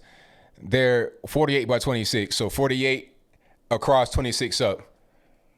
And they're beautiful. They really are. When you see them in person, they're really beautiful. And the finish I have on it is like kind of like a satin, like a flatter finish because, you know, the semi-gloss looks good too. If you're talking about the flags I have behind me, the semi-gloss looks good, but in my situation, I can't have gloss because of the lights and the camera. I don't want it to just kind of reflect. But if you see it like in person, you know, without having to be on the screen, they're beautiful with the satin or the semi-gloss. But let me get to the next call. And you guys have been fantastic. The number to call is 434-658-1220. Again, 434-658-1220. Nippin, what's happening, boss? Okay, we got some noise. Let's get that. Get on. So yeah. Well, at least this early anyway. So yeah, finally Trump is taking some action over the statues being removed. Yeah. Good on him. Yeah, you know, it's only so much Trump can do because the thing about the statues, that really should be a state issue. But I guess some of them are under federal jurisdiction, possibly. I'm not really sure, but it's only so much Trump can do because that's really a state's issue. They got to protect their statues and their monuments better than what they're doing and not let these hooligans just run roughshod over them. So hot here. Usually I'd be wearing like a t-shirt or something, but I'm feeling so hot in that as well. Oh, I feel you, man. It's all good. Yeah, but yeah, over here, the Prime Minister has announced that the lockdown will be lifted we're almost out of lockdown, basically. So on the 4th of July, we'll have bars, you call them diners in America, pubs, restaurants, all opening. So is a bar like a restaurant? Yeah, you'd probably call them diners. We have restaurants and we have bars too, but a bar to us is like a pub to y'all. Yeah, precisely. So, yeah, and Bubba Wallace, I mean, I don't know why NASCAR has bowed down to the left. NASCAR used to be the epitome of right-wing, conservative, working-class sport. And even that's fallen to the dogs. Yeah, it's crazy how that happened. You know, people were saying that NASCAR died when Dale Sr. died. If Dale you know, Earnhardt. yes. Yeah, I know who he is. Yeah. Yeah, I actually like motorsports quite a lot. I'm a big Formula One guy, and yeah, NASCAR. And I mean, out of all the NASCAR drivers, Richard Petty, he supported Trump in 2016, and he was actually buying into this. Well, you got to understand, Richard Petty owns a Bubba Wallace's car. Richard Petty, like Bubba Wallace is one of Richard Petty's drivers and Richard Petty's team. So he was just going out there to support his driver that works for his company. Like basically, that's his employee. So he was going to support his employee. That's all that it was. I thought Richard Petty was cowering down to SJWs. No. But I was mad. I was mad at Bubba Smollett, whatever his name is, for making Richard Petty come out there to support him, because he was the one that made this whole thing happen. Because it's like, okay, if that actually happened for real, you got to have support from people. And if you don't come out there and support, then you look bad. You see what I'm saying? Because that's your job, that's your employee. So you got to support them. You know, the irony about the Democrats is that they're the most racist people in America, and they claim that we're the racists. Oh, of course, absolutely. That's all facts. So yeah, this is just so stupid. Look. Let me just screen share 1 second. It won't take me a second. Yeah, you see this? I don't think the audience can see, but do you see this picture? Yeah, and what's on the screen right now is like some of the old propaganda from back in the day. They talk about the two platforms, the Democratic Party, Republican Party, and they would say that the Democratic Party was a party of the white man, and the Republican Party was the party of the black man. It had like this real exaggerated features, really racist image of a black person, and they were trying to like use that as a smear campaign against the Republican Party. Yeah, that is just, I mean, and then there's this, I'm not going to say, there's this man who once said, I will have them N-words voting Democrat for the next 200 years.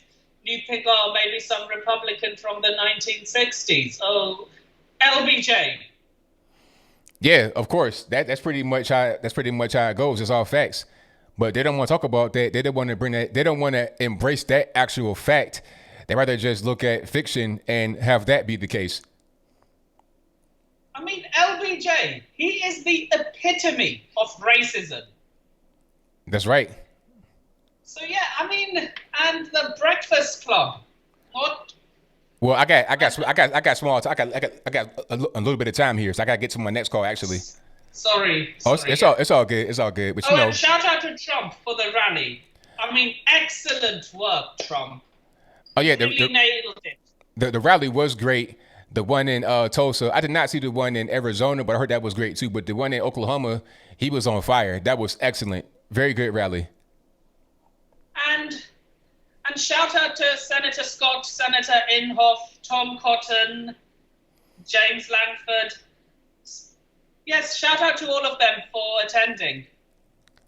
No doubt, man. Well, hey, thank you for your call as always. You should run for Senate. You should run for Senate when Lamar Alexander retires. Hey, that'd be a good idea. I actually met what's the name? Bob Corker. Marshall Blackburn. No, I met Bob Corker in the airport, and I also met Bill Lee when he was running for governor. So I might be my next step. Who knows? And hey, thank you for your. You should really consider replacing Lamar Alexander. You should run. I may do that, but hey, Nippet, I gotta get to some more calls, man. So thank you for your call. It was nice talking to you, ABL. No doubt, man. Thank you for your call as always. I shall speak to you on Sunday. Yeah, Sunday your time, Saturday my time. I got you, boss. I'll speak to you then. All right, man. Take care. Peace. Peace. All right. Shout out to everybody that's on the line. The number to call, 434-658-1220. If you can't get on, try again. It is really hard to get on right now. I'm going to do my best. You know, people just in my regular life say you should run for office. Like, they say that all the time. So that might be in my future. I might have to do that because everybody wants me to do it. You know, I might be called to office. If y'all want me to do it and I have an actual chance, I do it. All right, call you on the line, 20 now. Who am I speaking to? Oh, hey, what's up? This is Mike from Maryland. All righty, Mike, what's going on?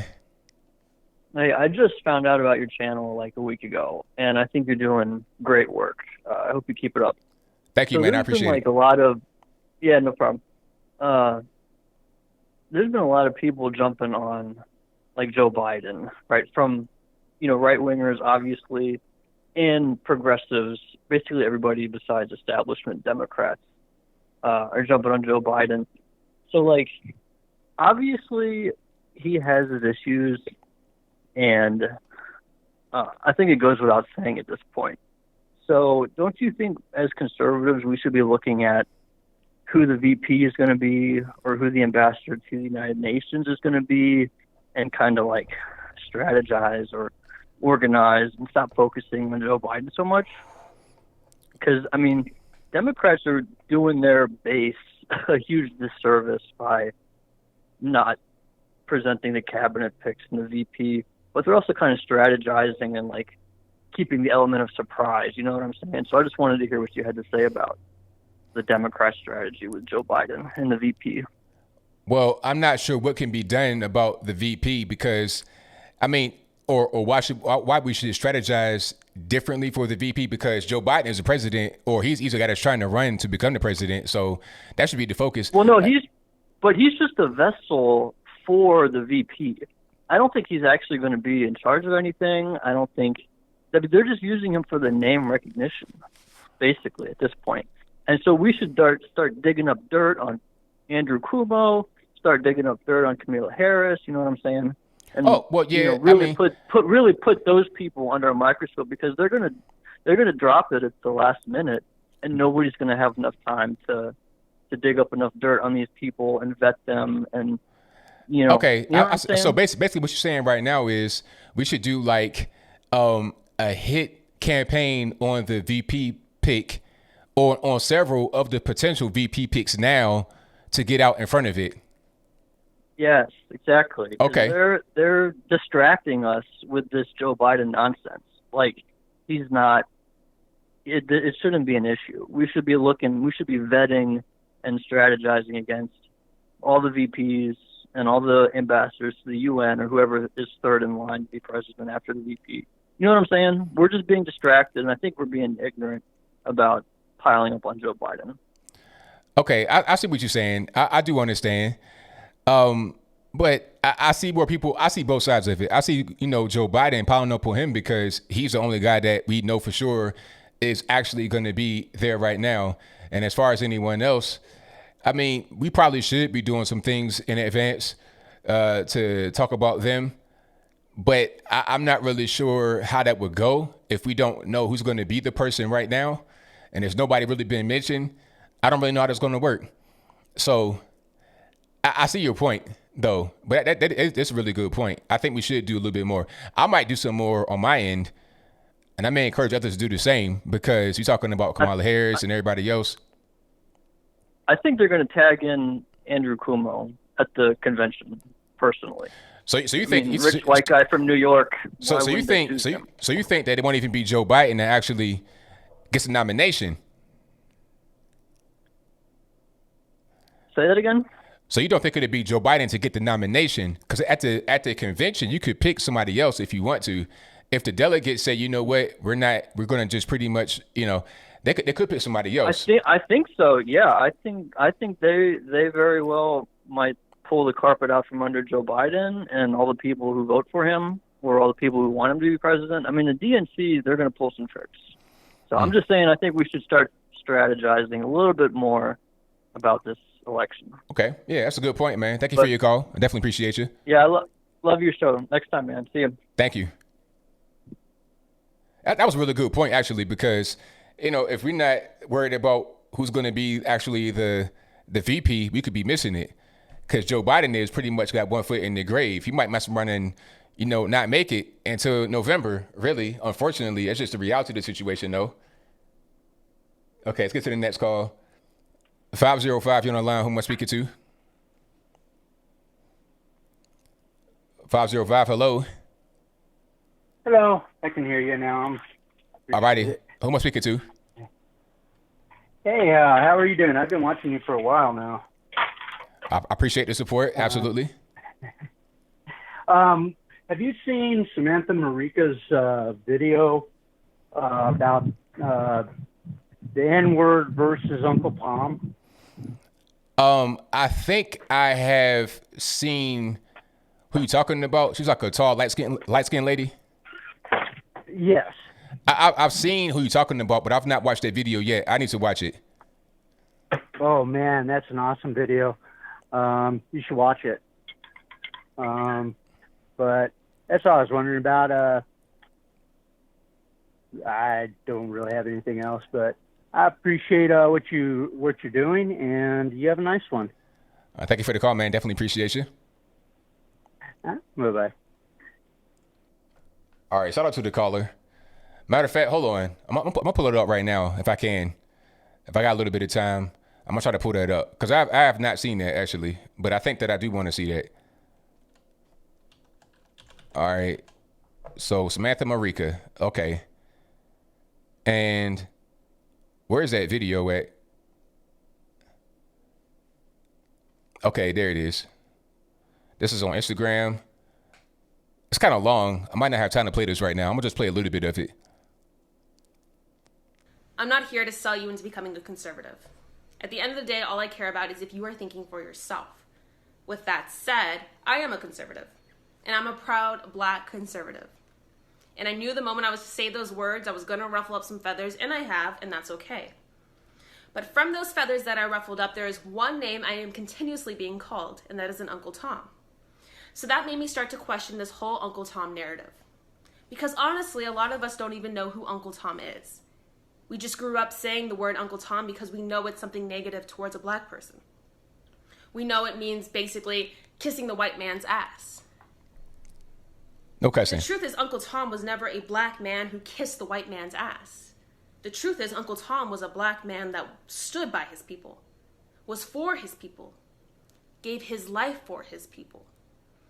You see, when the slaves ran away in the middle of the night and the slave master came and asked Uncle Tom where they went, Uncle Tom refused to tell him.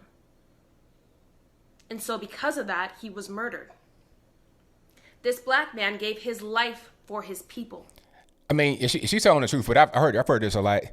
And when you say that to people, the real woke people will say, "Oh, you the Sambo because you were the opposite." See, it's always a counter argument. I'm gonna skip ahead a little bit, but she's on point what she's saying. No, she's telling the truth. She's actually being 100% correct. Let's go to a little bit further in it. We are putting down each other. We are reminding each other that we are slaves, that we are nothing more than a nigga. You can say it in the most positive way you want to. Oh, so talking about, saying the N-word to each other. Yeah, I'm with it. I understand. Democrats. The name of slave masters. And not even just that. We're constantly told that being called an Uncle Tom is the most negative thing in the world.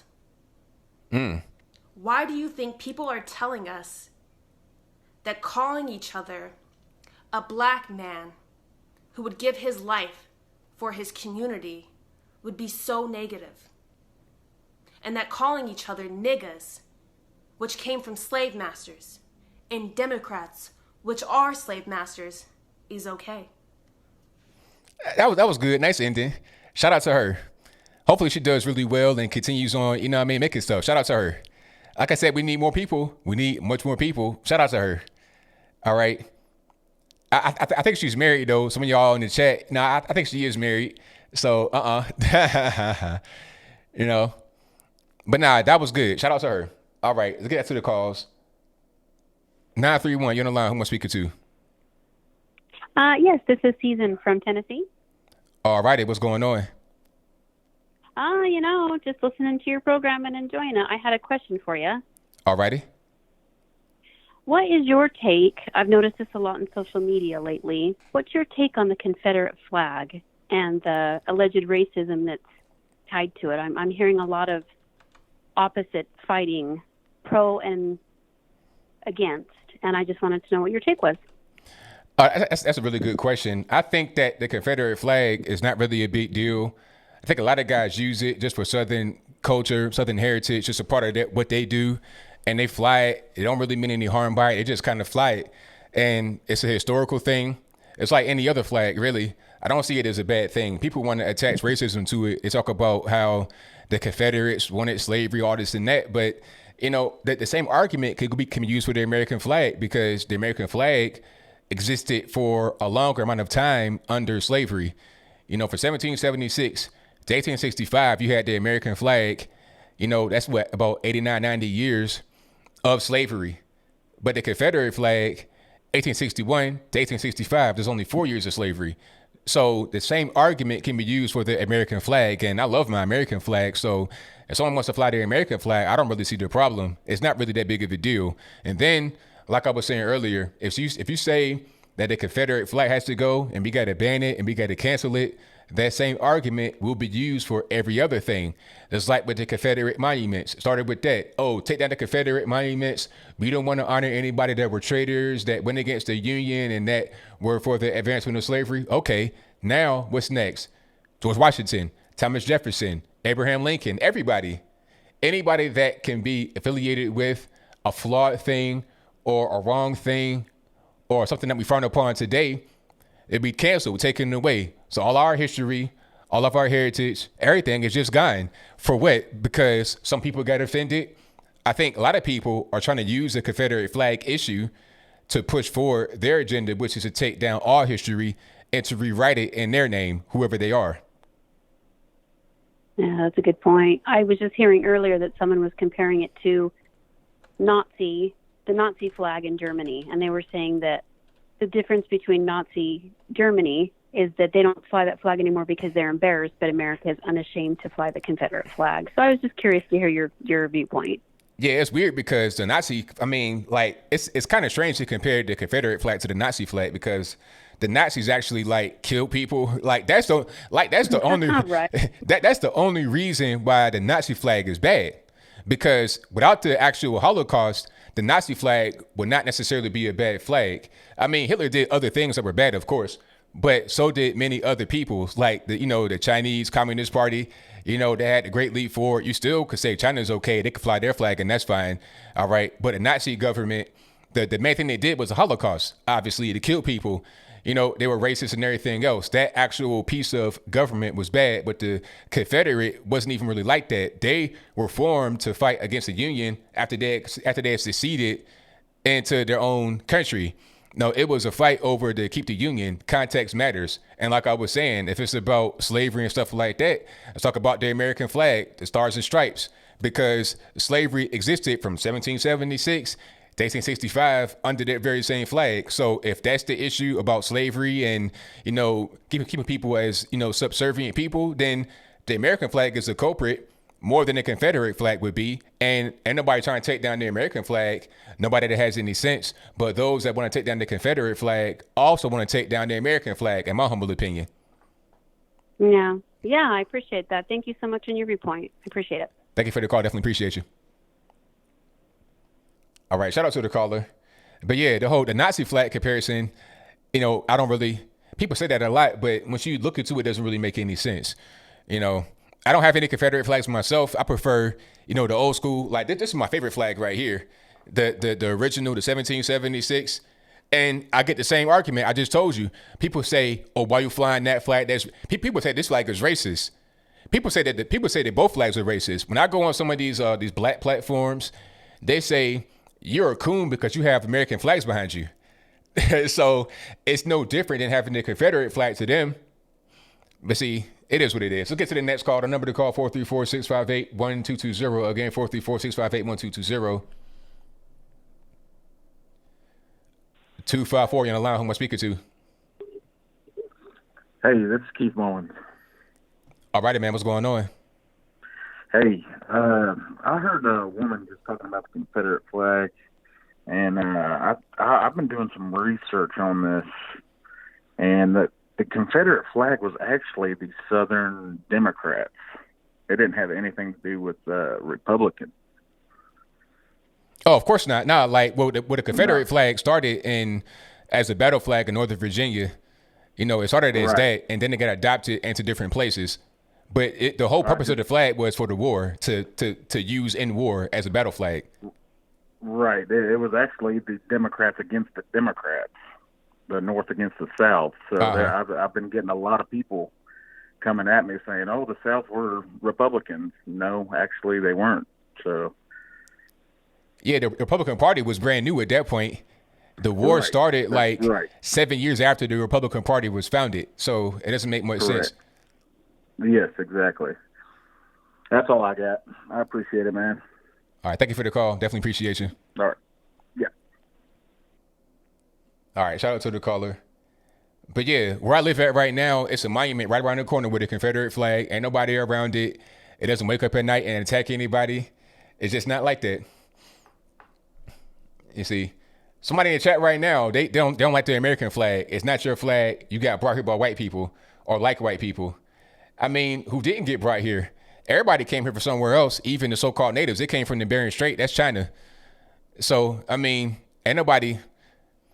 It's just so silly. People just get into really surface level things.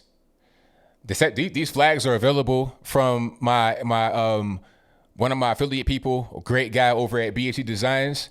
I'll put a link right here in the chat if you guys want to get it. Hold on. Let me just pull up my my link so you guys can get straight to it, what you got to get to. Alrighty. So it's also in the description box. It should be.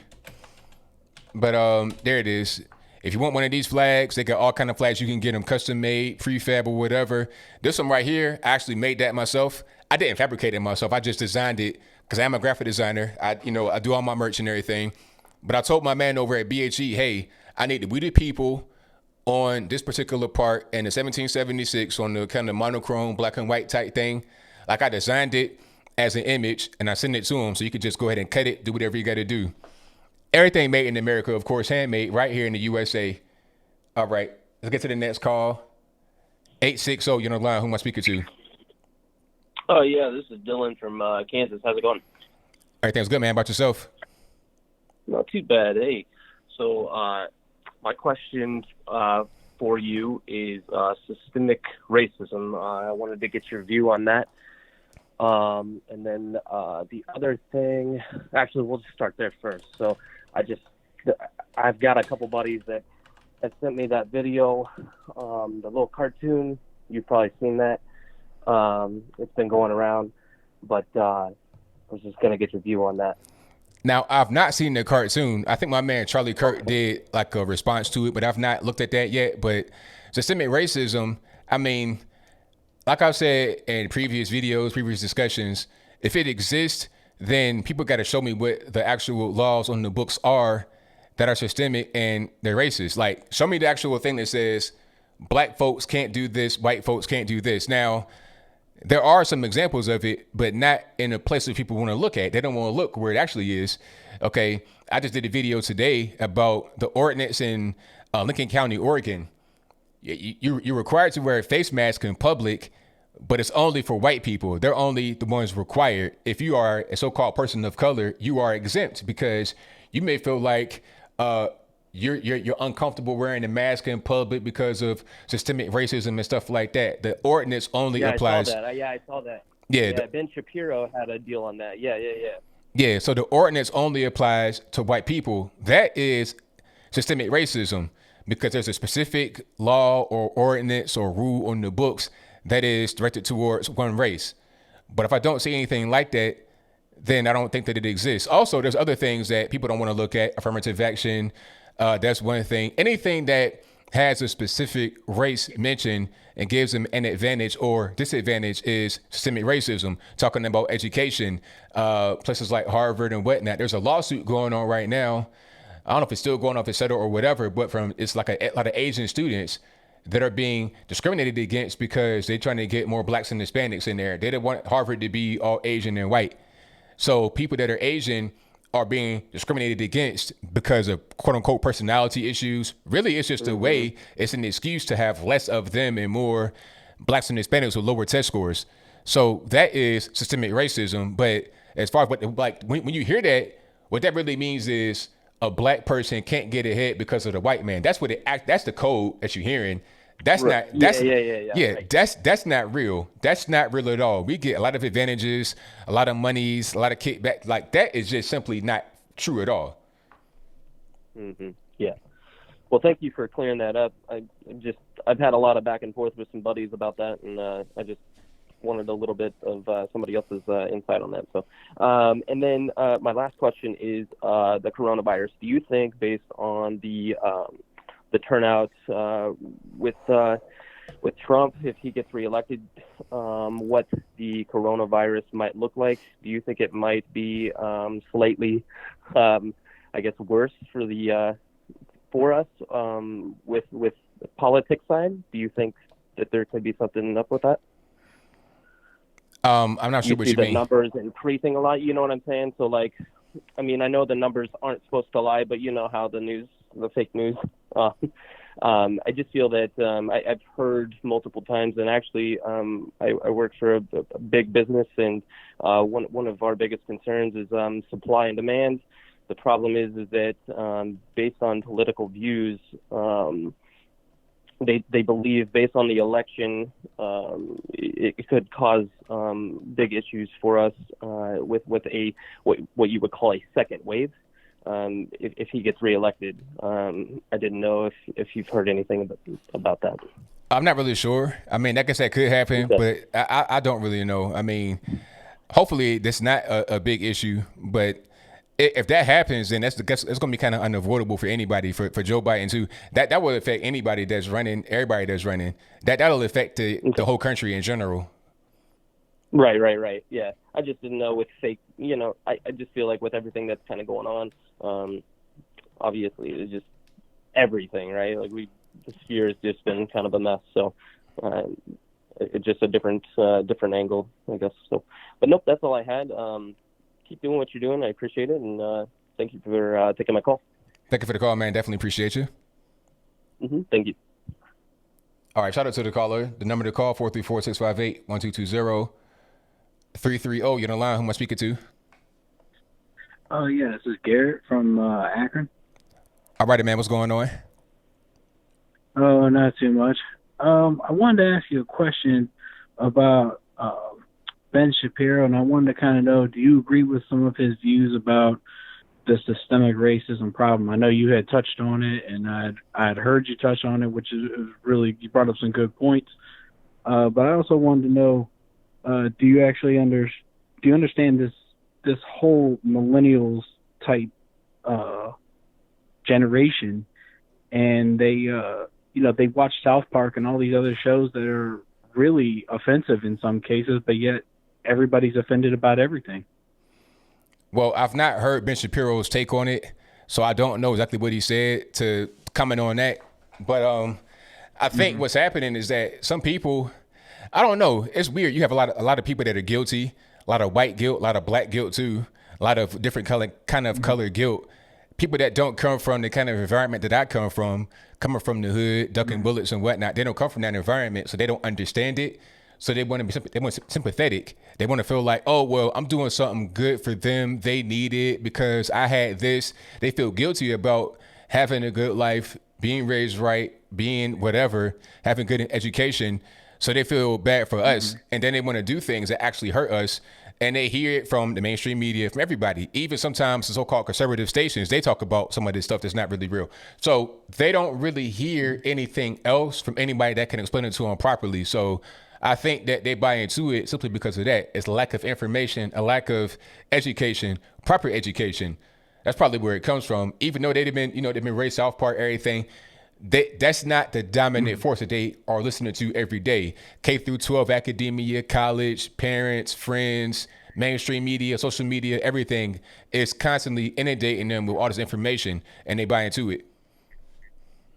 Yeah, that is true. And I remember seeing the video you had. They would talk about how they're trying to change like Uncle Ben's logo, and someone had said that they were going after cream of wheat, and I'm like, wait a minute, the guy's a chef.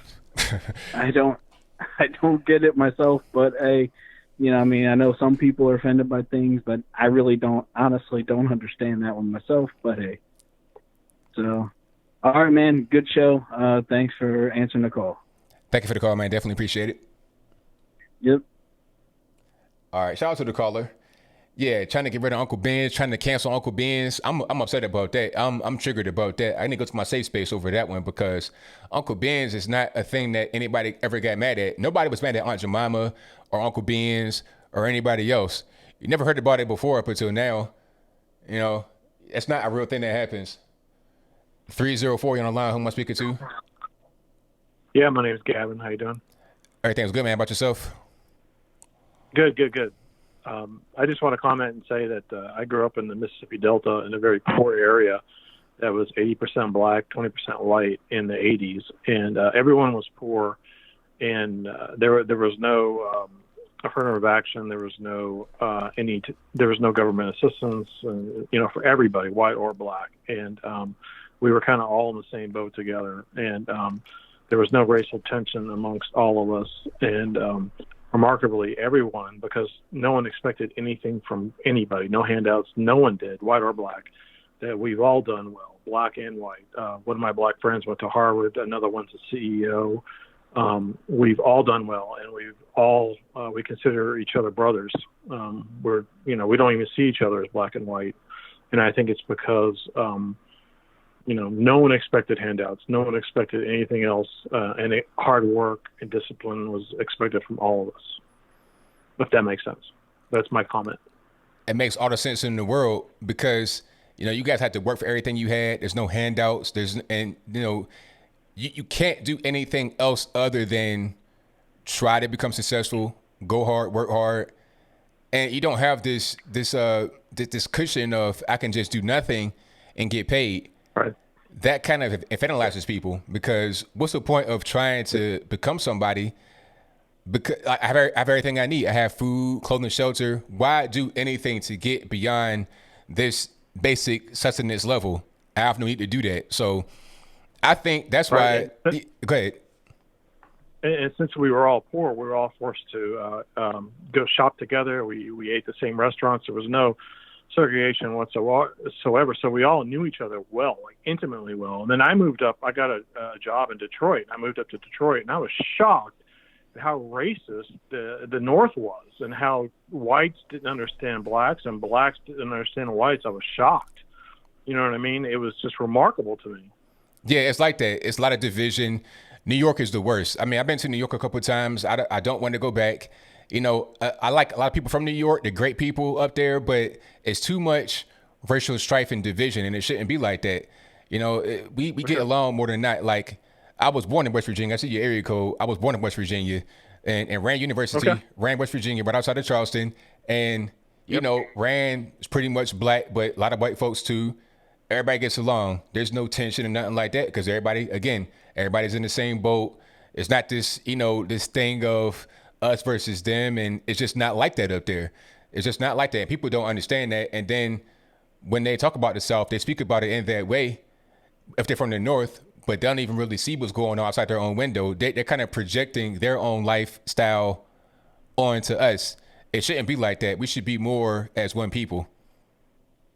When I lived in Detroit, the only good place to get catfish and barbecue, because I was used to that type of food, soul food essentially, was downtown Detroit, and I used to go down there, and I was the only white guy in line on Sundays, and no one bothered me, no one harassed me, and my white boss actually sat me down and lectured me, told me not to go down there, that it was unbecoming of someone like me. Wow! Can you believe that? Wow! Can you believe that? That's crazy.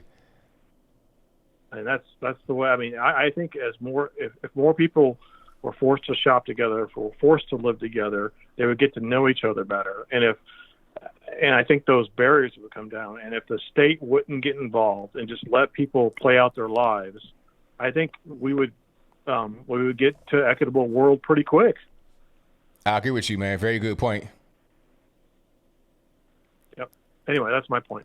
Well, thank you for your call. Definitely appreciate you. Okay, thank you. That's a very good point. No government, don't get in the way.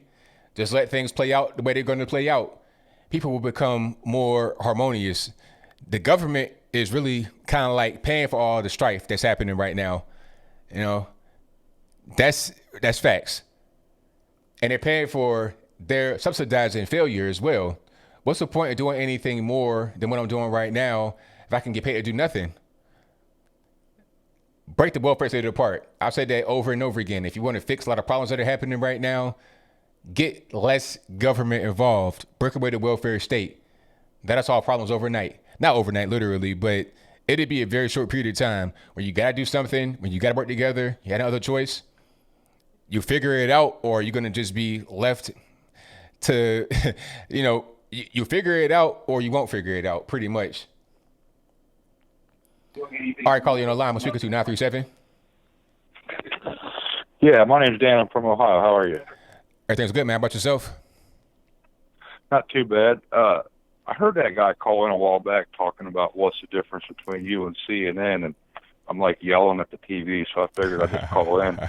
There's a great, I'm silly, right? There's a great movie called, I think it's called Hoaxed. Cernovich put it out, I think, is the Mike Cernovich guy put it out.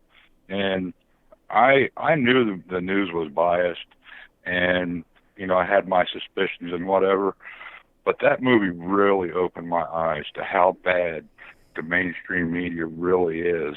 And I tell you what, I saw a different side of Black Lives Matter in that video. He was up in New York talking to a couple black gentlemen. They were Black Lives Matter guys, and they had no idea how biased that the news was. And he kind of pointed it out to them on camera, and like you could really see him putting it together on their face. Like you could see the puzzle pieces fitting together.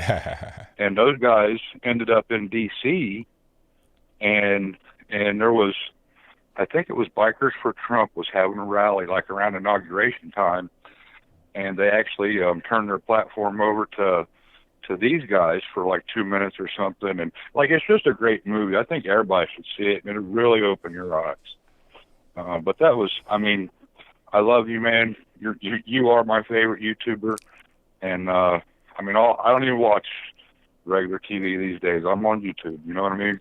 Absolutely, man. Absolutely. Thank you for that. It means a lot to me. Thank you for the call. I definitely appreciate you. Yeah. You have a great night, man. Same to you. Great call. Shout out to the caller. Excellent call. But yeah, man, it's right on point. Your calls have been on fire tonight. Calls have been on fire. I see super chats. I'm gonna read those at the very end. So we're gonna be here for a while because I end the show at 11 as far as taking calls, and then I do super chats. That might take, I don't know how long it's going to take, but I'm going to read them all at 11 o'clock. Thank y'all for being here. You guys are fantastic. If you like the stream, if you're enjoying what you're hearing so far, like the video, push the like button, a little thumbs up, thingamabobber right there. Push that, and also share the video. And if you are a first-time viewer or you're not subscribed for whatever the reason may be, go ahead and subscribe right now. And when you do subscribe, click the bell. When you do that, you get notified whenever I go live and or post a new video. Let's get to the next call. The number to call, 434-658-1220. Again, 434-658-1220. 61, you're online. I'm speaking to. Hi, ABL. Thank you for taking my call. No problem. Thank you for that. Who am I speaking to? I'd like to talk about a little something different. It was a milestone in the Trump presidency today. He had his 200th Article 3 judge confirmed by the United States Senate. Yeah, I saw that. That's a very big milestone. And I noticed it was an appellate court judge, so that means that he has now confirmed, or the Senate has now confirmed, 53 of his selections to what would be the second highest courts in the country, those being the Circuit Court of Appeals, which for the viewers, for them to realize that's the appellate level that hears cases that come up from the district court, and it's the step below the United States Supreme Court. And he now had confirmed, let's see here, 143 district court judges, and I think 2 of them had received a promotion to that higher court. And that's so important because those judges are being vetted by the Federalist Society, which is the organization that is trying to find judges that try to understand what the text of the Constitution meant at the time that it was adopted and ratified, so that instead of judges legislating from the bench, that they are fulfilling what the people believed the Constitution meant at the time that they accepted it and ratified it. All righty. And there was another milestone, another accomplishment for Trump today. The case against General Flynn was officially ended by the Circuit Court of Appeals for D.C. So, if you recall that Judge Sullivan was not permitting Attorney General Barr and the Justice Department to dismiss the case against General Flynn, and the Judge Sullivan was trying to keep the case going, try to see maybe that by accepting some sort of plea deal, maybe he had perjured himself. But what ended up happening was the Circuit Court of Appeals listened to it. They considered it.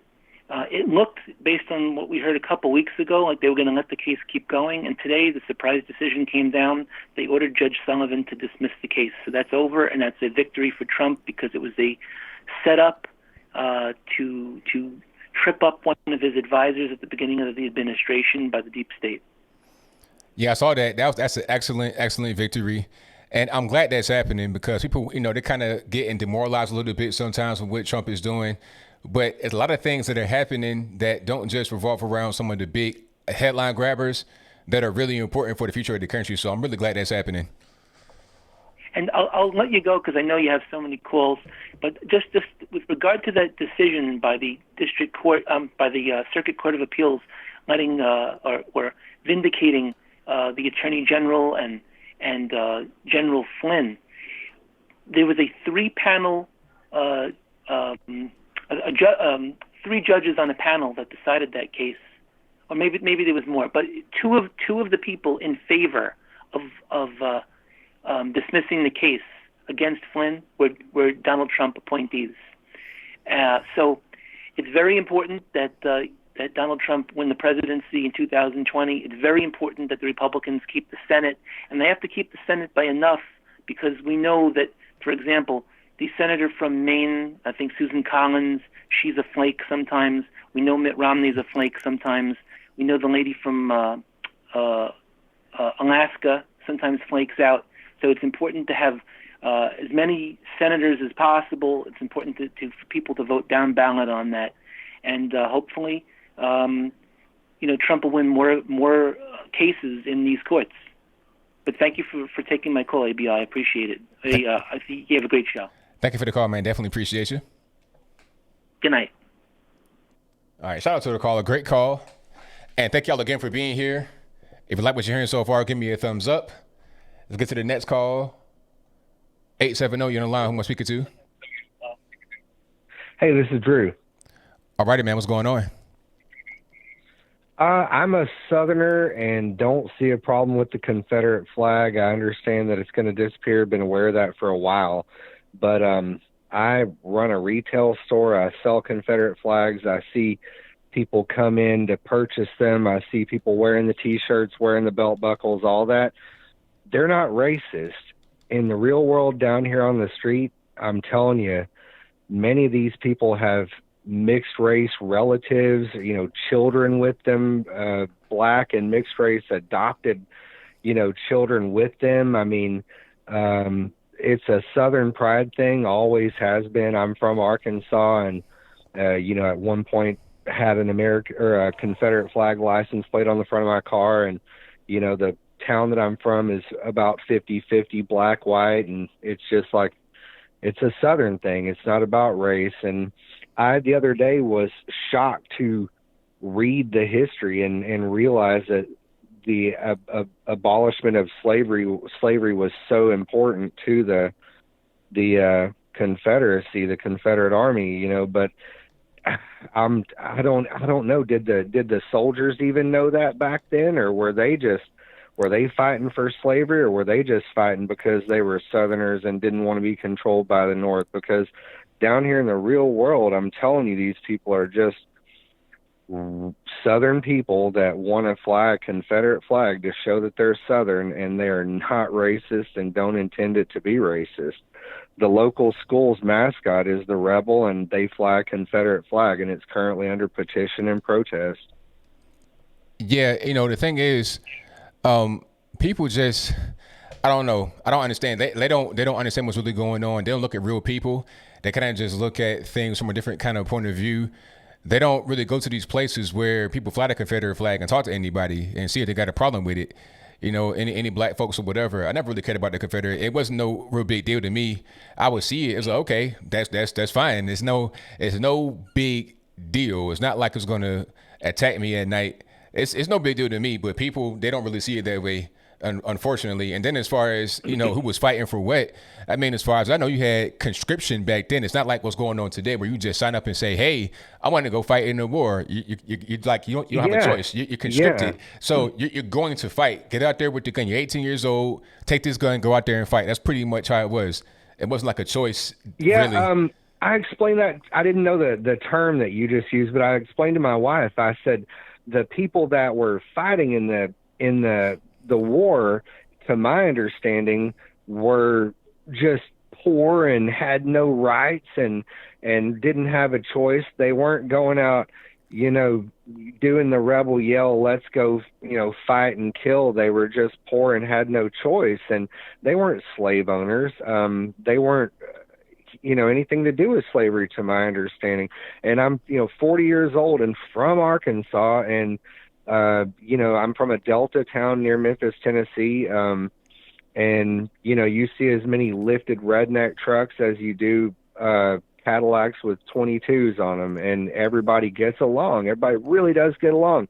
I own a retail store in a different area, and that area, I don't know the reason, but that area is majority white. But they're absolutely tolerant. The visitors that come from out of town and come and, you know, hang out in that town on the weekend from other areas are all treated great. And I've had a couple of people take, you know, not take notice of the Confederate flag, and I've explained it away and said, listen, I understand how it looks, but the people here are really accepting, really friendly. I promise you, they're not meaning it to be racist. They're just Southern, you know, goofball, fun people generally. And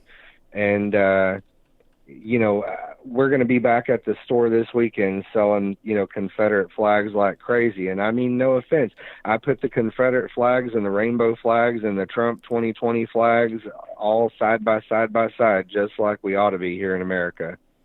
Right on, man. Thank you for your call. Definitely appreciate you. Thanks for your time. All right, shout out to the caller, and thank you all for being here. We got a few more calls left. Let's get to the calls. Number to call, 434-658-1220. Again, 434-658-1220. All righty. 505, you're on the line. Who am I speaking to? Nope. 505, who am I speaking to? Oh, hey, ABL, thank you so much for taking my call. I appreciate it. All right, thank you for calling, man. What's on your mind? Hey, bro, I was just thinking about this last caller, you know, and the rebel flag and all that. You know, I think linguistically we mispronounce things, right? So rebel is to rebel. So if we want to call the rebellion rebels, then we have to call the Antifa, Black Lives Matter, anybody that rebels against anything, even our youth, even, you know, you're 15, 16 years old, you rebel against your parents. You're not a rebel, but we used to call them back in the day rebel rousers, right? but it had nothing to do with racism or slavery or any of that kind of stuff. But I just find it interesting, though, that it's always referred to as rebel rather than rebel, because it's actually rebel. But anyway, let's get off of that topic, please, and I'd like to talk to you about something. All righty. Okay, so I watched a video on a guy named Tony who was killed in Dallas. I chatted a couple messages, hoping somebody picked it up. I know who he is. Tony Temper. Yeah. You know him, right? Mm-hmm. Why isn't anybody talking about this guy? This poor guy called the police. The police weren't called on him. He called the police. All right. Okay. Hold on. Let's pause for a moment. You asked me why it's not being talked about. I'm gonna ask you a question. Why do you think that's the case? Well, I know why it's the case, because he's white. Exactly. I know that's the case. A little tiny piece of my background. I did 24 years in law enforcement. I retired 2 years ago. Thank God. Survived. Yes. And no serious issues. I got some emotional issues. Obviously, it's hard to deal with death and the macabre and all that. I'm a white cop in New Mexico, mostly Hispanic. I've been called every racist name possible, but I can't really pick out white people out of the crowd to go arrest when most of the state is Hispanic. So it's not like I'm picking them out. It's just I'm responding to crimes. And that's how most of my friends are. All of my friends are Hispanic because I live in a Hispanic community. My wife is Hispanic. My brother-in-law is Hispanic. My mother-in-law is, of course. So, God forbid I have to deal with a Hispanic as a white cop. I'm racist. Yeah. But regardless of that, the Tony thing really disturbed me because of the way that those cops joked and laughed about it. And then they got off. And how can... if you put that video next to the George Floyd video, oh my God, it's so disturbing that, and how could you be charged with a misdemeanor for killing somebody? It's just ridiculous. So that video really disturbed me, and the rest of the stuff. I really appreciate you, ABL. I listen to you constantly. I got your merch. My wife's got your coffee cup. She really dug that one, and I just want to say this to anybody that's listening. If we could just calm down and relax a little bit, we could probably figure this out. But if we're going to be emotionally charged by every word that everybody says, none of us are linguistic. I mean, if we all went to college and got our linguistics degree, then we can interpret what people say. But people are using words and slogans and phrases to fire people up. And I just wish that people would stop doing that, pay attention, listen to you, listen to the facts, and that's all I got to say. Thank you so much, ABL. I appreciate you. I support you. And keep up the good work. Thank you for the call, man. Definitely appreciate you. Take it easy. All right. Shout out to the caller. And thank you all for being here. You guys are the best audience on the internet. I'll take a couple more calls. Let's go. 403, you're on the line. Who am I speaking to? Hello? Yes, 403, who am I speaking to? ABL. Yes, indeed. Oh, man, no way. Okay, well, I don't get how people don't see through all of this racist ruse thing. Yeah. I mean, people are just kind of blinded by their emotion. That's pretty much what's going on. Yeah, but there has to be a point where, like, man, I loved you, ABL. You're my cuz, man. It's all good, man. Appreciate you. No, I'm Native American, and I don't understand all of this rage and violence over, people say 400 years ago, like I said, I'm Native American. You know what? 400 years ago. What are you on about? That's a good question. What are you on about? That's not our history. It's not your history. Like everybody's pointing to, your history is so violent, blah, blah, blah. It's their history. That's their history. They built what we're building off. And to try to hold people to account for things that other people did, this is our history right now. I mean, I don't know, man. It's just crazy. I don't get what people can't see about what's going on. Hey, man, I can't really call it. People are just, like I said, they're too much into their feelings, into their emotions, not looking at what's really going on. That's the main thing. Yeah, I can't believe I'm actually talking to you. Hey, man, it's a call-in show, so it's all good, man. I'm glad you're able to call in, but hey, I got a lot of calls on the line, so I'm glad you're able to get in. No, go. I'll write a script or something for next time. Go. All right, now, thank you for the call. All right, shout out to the caller. Let's go to the next call. 608, you're on the line. Who am I speaking to? 608.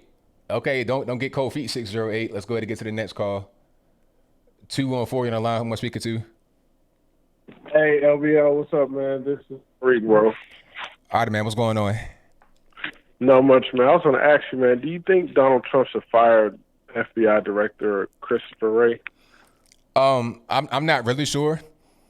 I've not looked into that deep, but I don't really know that.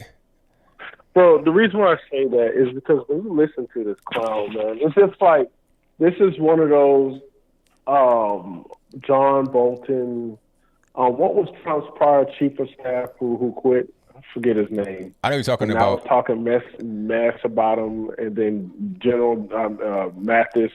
He's the same way, man. I watch him on Fox News. You know, he's talking about homegrown terrorism. He's talking about whites. He's talking about white supremacists. I'm like, are you serious right now? You're talking about John. Talking about John Uh, Brennan. John Brennan, the former chief of staff. No. That was no. I think he was the former FBI director under Obama or something on Obama. Okay. I'm talking about that. I forget his name, man. He fired his name escapes me when it comes. I'll let you know. But he's just another one of those Trump turncoats. But yeah, Christopher Wray. I remember I seen him on an interview saying it's problematic using the word deep state. There is no deep state. And it's frustrating because you know what I'm saying? Like, Trump got these people in his administration that just goes against them. You know what I'm saying? Loud and publicly for liberalism. Now, Christopher Wray hasn't done it yet, but I can just tell by the way he responds to questions.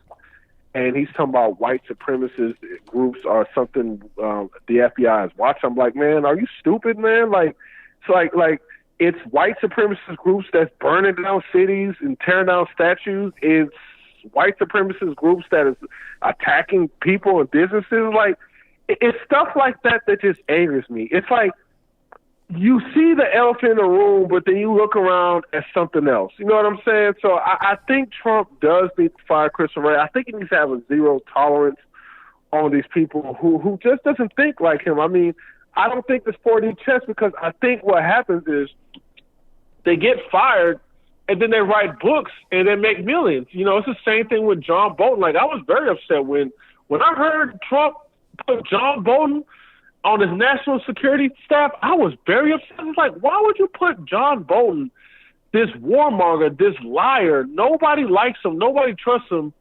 And you put him on your staff and you expect y'all to get along. Like, I knew John Bolton wouldn't get along with anything. Like, you know, when Trump was trying to make peace of North Korea, he sends John Bolton over there. He tells Kim Jong-un, we're looking at the Libya model. I was like, the Libya model? Are you serious? The Libya model is when we destroy Libya and there's slavery there. So it's just, I just, that's the criticism I have with Trump, man. Like, get rid of these swamp people. You know what I'm saying? They are no different from the George Wilsons, these never Trumpers on the right. They're just being cool with you now because you gave them a position in your cabinet, but afterwards they're going to turn coat on you. You know what I'm saying? So yeah, man, you should really check out that Fox News interview. But the other thing I was going to talk about is the Breakfast Club interview, man. And I think I told you before, man. I knew it. If they bring a black conservative on there who is very articulate, they will destroy any liberal argument. And I think any articulate black conservative can destroy any liberal argument. The reason being is because when liberals talk, they use emotions. You know what I'm saying? And if you notice at the very beginning of the interview, did you see how they try to tarnish her? They said stupid things like, oh, so you only support Trump because he freed you out of jail. Like, this guy, like, it's just like, why are you already painting this woman? You know what I'm saying? You already attacking her. And Angela Yee, man. Well, first of all, is Angela Yee black? Like, I'm like... She biracial. She is ridiculous, bro. She is like a liberal, like a strong lefty. And if you notice, Angela Yee was not really providing anything to the discussion. She was just saying her opinion. Like, Angela Stanton would make a point about transgenderism being like, don't lie to your children about it. And all Angela Yee would say, well, I support what Dwayne Wade is doing with this son. But she doesn't give any context as to why. And I could tell that every time Angela Stanton was like making a point about abortion, about, stuff like that, Angela Yee will give her personal opinion of what she supports as to kind of like throw a wrench to it. But the one thing I did like what Angela Stanton says, and I think this is why a lot of black men are, kind of switching to the conservative side, and she was like, we need our black men. Like, how many black liberal women or black liberals in general ever say that we need our black men? Most of them are like, black women this, we don't need no man, black girl magic, black woman independent. She was like, we need our men. We don't need our men to compete with us. Like, I don't want a man to compete with me as a woman. I need a man to lead. And I was like, that's a very powerful statement. And one more thing before I go, man. Another powerful statement that she made about the LGBT community is that everyone else has been making. It's like, how is pushing this beneficial to the black community? Like, that was a strong statement that she said. She's like, how is this beneficial to the black community? Where she said, in war, the first thing people do in war is what? They take out your men. And she was like, black men are being taken out. Why would y'all support your boys to become girls to where you have no men? How is that supportive to the black community? Bro, I was floored when she said that. 'Cause I'm like, this woman is saying this on live TV, just live airwaves of millions of black folks is watching. And it's interesting that Charlemagne and DJ Envy, if you notice, they didn't challenge her because I think they secretly agreed with her, but they couldn't say anything. You know what I'm saying? Because the whole, they don't want no trouble with the LGBT community. But yeah, man, Angela Stanton, man, she did great on the Breakfast Club, man. Do you think they're going to allow more black conservatives to get on there? I don't know. That's a good question. Hopefully they do. I mean, they should, but at the same time, they might not want to because they don't want another Angela Stanton to come on there and embarrass them. So, but they should, if they're going to be balanced, because they done had a bunch of liberals on there, candidates for president and all of that. So they should. And bro, the comment section was all on Angela Stanton's side, bro. Even black folks who are liberals, they're like, I may not like Donald Trump, but what she said was making a great point. And last thing, and I'm gonna get off this, I know you got callers. The Breakfast Club treated Jon Stewart with far more respect than Angela Stanton. That's the problem I have with, they claim to be some pro-black network, but then you got some white liberal that gets on there. You don't tarnish him. You don't say why he supports Democrats, why see now Joe Biden wins, but you're gonna sit there and slander this black woman who is up and coming. Like, y'all are fake. But anyways, that's all I gotta say, bro. Thank you for the call, man. Definitely appreciate you. All right, take care, man. All right, great call from my man Tariq as always. And that'll be a wrap for the calls tonight. Thank y'all for calling in. Definitely appreciate you, but don't go nowhere. I got super chats. I got to read them off, and we're going to be here for a minute. So get you something nice and good to eat, cold to drink, because we ain't going nowhere for a minute. All right. Thank you all for donating super chats, PayPal, Patreon, all you guys. You guys are great. I couldn't do it without you. Thank you to Tony, who says, when listening to you, I feel a sense of unity and proud to be an American, unlike the left who preach separation and the hatred of the U.S. Thanks, ABL. Thank you for your donation and your very kind words. Thank you to Tony Cadillac, who said, did you see the video bashing you, Tatum, and Candace? Nah, I mean, which one? Which one? I mean, good grief. You know, like I said before, I don't even really care. I roll with the winners. I don't roll with the losers.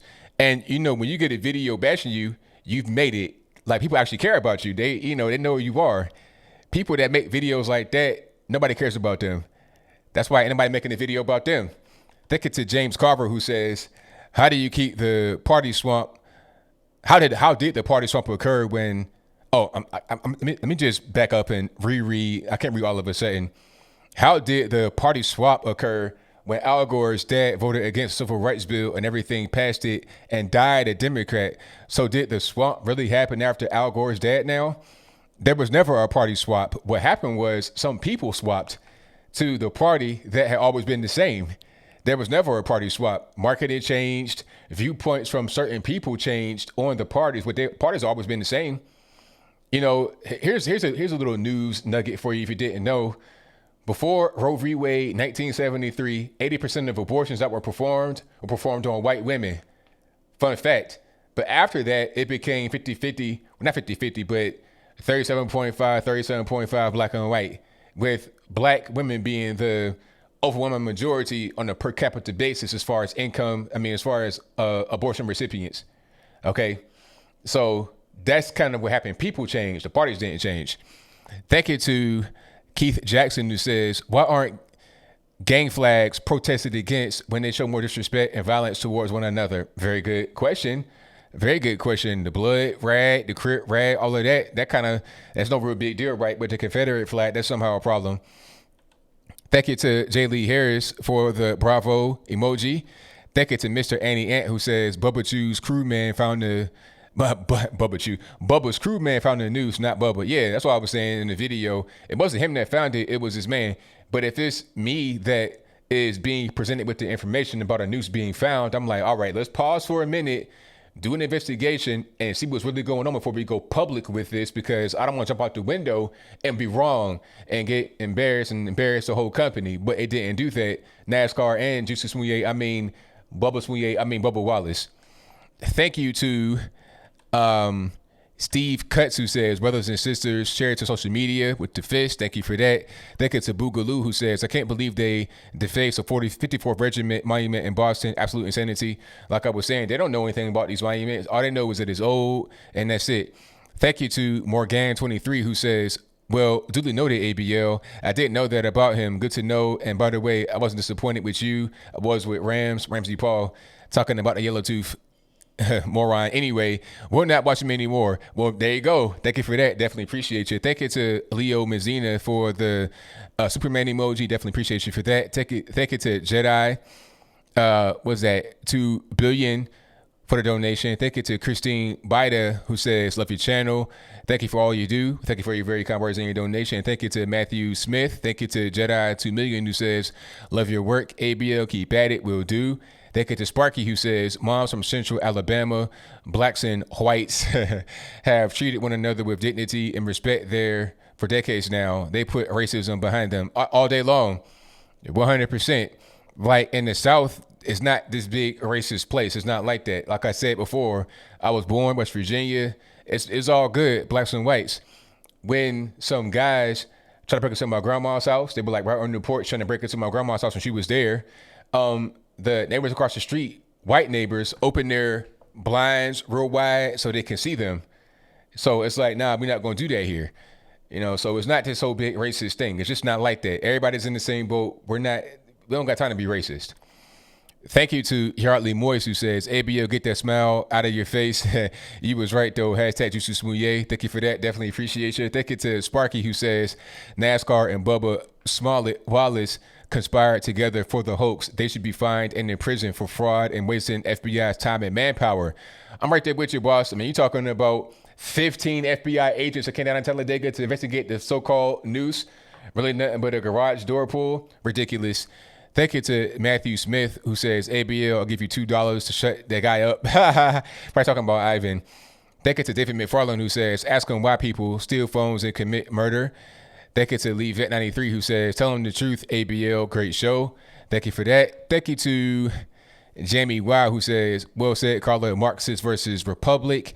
Thank you to Jedi 2 Million, who says, this message goes out to talking with a Spanish accent. If the peaceful protesters are against the riots, they should protest against the riots as well if they want peace. Get that. There you go. Boom. Thank you to Ernest T. Bass, who says, when are you and Justin Lee Peterson going to collab? Hey, it could happen anytime now. You never know. I met him actually in Politicon. Cool guy. He has the old uncle type of appearance and the persona. Like if you were to try to fight him, you get stomped in your head. Just that old man strength. That's kind of what he has the persona of. Thank you to Sparky, who says, from 65 to 85, the Confederate battle flag was co-opted by youth culture as a symbol of rebellion against authority. Mainstream media took it back to the racists. There you go.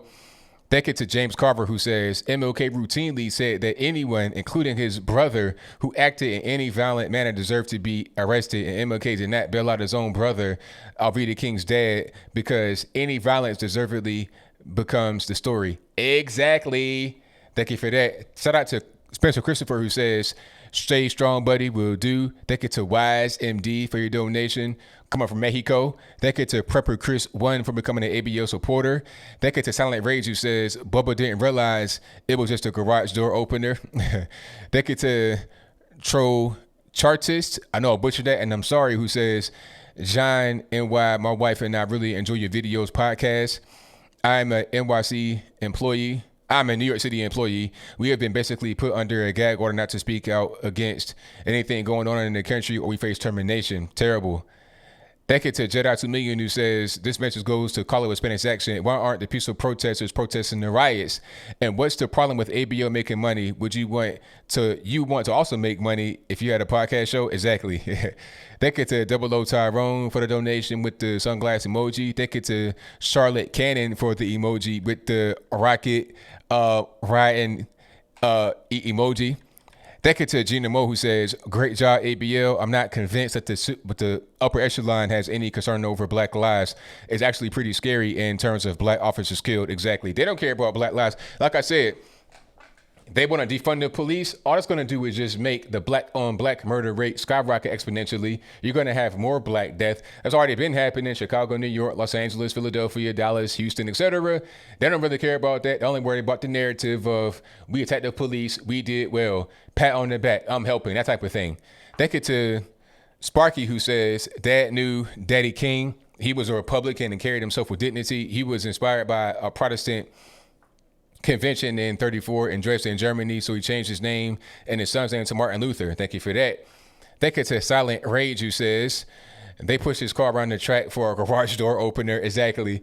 Shout out to Double O Tyrone, who says, Pat Tillman, true American hero, to die for what you believe in, speak louder than words. America boycott Nike, the support of Kaepernick. What do you think, Trump 2020? Thank you to Sparky, who says, NASCAR has been in the dumps for years. Publicity stunt was Hail Mary pass thought up by clueless marketing geeks and approved by out of touch management. That's what it looked like to me. Like right away, they had this whole big thing with the music and all that. I'm like, man, cut it out. Stop it. Really ridiculous and cringy. Thank you to Pepper City Gamer Jeff, who says, Senator Scott's speech was amazing and was so emotional. How could the Democrats vote no? I saw that speech. That was a really good speech. Thank you for that. Shout out to Michael Lowe, who says, the distinguished gentleman, Senator Anthony Brian Logan, has a nice ring to it. Hey, you never know. That could be in the works in the future. People ask me all the time, like every day, like in my personal life, on the internet, anywhere I go. So that might be what I'm called to do. Who knows? Thank you to Silent Rage, who says, all the VP does is go to graduations and funerals. That's it.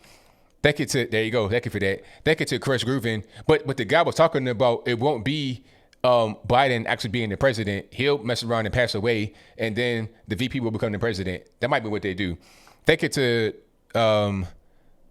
Chris Grooven, who says, has anyone been amazed at Leo Terrell's stance on everything going on with the police and so-called protesters? I sure have been. Me as well. I've been definitely pleasantly surprised. Sorry, I can't say but for a moment, ABL. Oh, it's all good. But I have been impressed by Leo Terrell. Leo Terrell's usually the screeching liberal on Fox News. He has that particular viewpoint, but lately he's been right on the money. I've not disagreed with him yet. He's been really good. So shout out to Leo Terrell for having some sense and this, sea of madness. Thank you to Sparky, who says most attention should go to preventing election fraud. Establishment underestimated amount of fraud needed in 2016. It'll be turned up to 11 in 2020. Thank you to Double O Tyrone, who says, have you seen the Uncle Tom movie by Larry Elder? I've not seen that yet, but I do want to watch that. Shout out to Larry Elder. Shout out to everybody that's in it. Brendan Tatum, Damani Felder, everybody. I think Carol Swain, Kenneth Owens, everybody. Shout out to all of them that's in it. Thank you to Charlotte Cannon, who says, hi, ABL. Just wish to say thank you for all your efforts and hard work. I'm mixed and want to know your opinion. Why do you think so many blacks blame whites for all their problems, and why so many defend their adult children for their crimes? Well, it's easy. It's just easy to blame white people for everything that goes wrong. Okay, it's easy to do that rather than have personal responsibility. And then you got a lot of single parent households where, the father's not there to give discipline and guidance to the kids. So the easier thing to do becomes blame the white man. And as far as, adults, defending their children, like as far as people defending their adult children, it's the same thing. It's easy to defend somebody that's doing something wrong rather than taking a look in the mirror and saying, you know what, as a parent, as a father, as a mother, I failed. People don't want to say that. They want to say, oh, the white man did it. The police did it. It wasn't my baby's fault. Even though you about 35 years old, you're not a baby no more. But they'll say that because it's easier than saying I failed. No personal responsibility. That is the key. Thank you for your donation. Thank you to Daily Change, who says, if Pawpaw Joe wins, do you think he will step down for white guilt, mental health issues, or trouble with the woman he allegedly assaulted to appoint the true Democratic prick for president? That's a very good question. It'll be mental health issues because he'll look terrible and he won't be able to continue. It won't be because of anything else. Shout out to Cocked Hammer 72, who says, thank you too much, something I trust. Thank you to, let me see, She Bosaru, who says, I thought her message was on point. She is hot. Talking about the girl that I played on Instagram earlier. Thank you to David Johnston for becoming an ABL member, upgrading at the ABL squad. Appreciate you for that, boss. Thank you to Silent Rage, who says, my last $5 and I have no cool hind parts. I can't say that because you cursed. Comment with the spark emoji. Thank you for that. Definitely appreciate you for your donation. Thank you to Double O Tyrone, who says, Brandon Tatum, the new Uncle Tom. What you think? You talking about the movie? I've not seen that yet, but I will watch that. Matter of fact, I think I'm gonna watch that movie and do a review on it. Yeah, I'm definitely gonna do a review on it. Hey, I see a troll in the chat. I'm gonna address him right quick. Swanberger says he is suckering y'all. This dude is suckering y'all. Swanberger has been in the chat throughout the entire time. You must enjoy what you're seeing. So am I suckering you too? Like, if I'm a guy that does not like watching a guy, I would not watch the guy. If I'm watching the guy, I must like what I'm watching. But it's all good, man. I appreciate all the trolls, the haters, the losers, everybody, man. And they are welcome as just the regular, everyday, good people that are the majority of the chats right now and always. The best audience on the internet by far. Thank you to Sparky, who says Uncle Tom character in the book was, as she said, in the play, to make it shorter and less nuanced, the character changed to his present stereotype. Thank you to EC2189 Kaku, who says Antifa flag has more commonality with Nazi flags. There you go. Boom. And their iconography and their symbolism as well. Thank you to Stacey Felice, who says King Cuomo could find me $3,000 if my family and I don't quarantine for 14 days. When we come back home from Tennessee next week, he needs to replace his girlfriend because he seems to need something. Thank you for that. Definitely appreciate you. And that's crazy. I've been hearing about that. Thank you to Cocked Hammer 72, who says I have Navy Jet behind me that flew on South Carolina Capitol. There you go.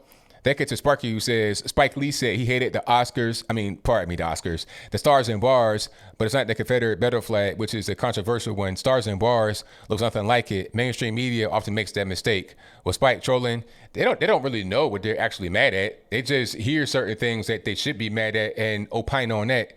They're mad at an invisible enemy. They're mad at their feelings. They're not mad at reality. You got to understand that. Shout out to Talix 001, who says, bashing U.S. flag is a kick in the teeth. I delivered newspapers as a kid to many black women, black Korean war vets. They are some of the most patriotic people I ever met. Great men. I'll never dishonor them. There you go. Shout out to Chris Griffin, who says, sorry, I must go. God bless and stay strong, with the army emoji. Everyone, you will all make a difference. Keep up the A++ work. ABL, ABEL. My respect to you, sir.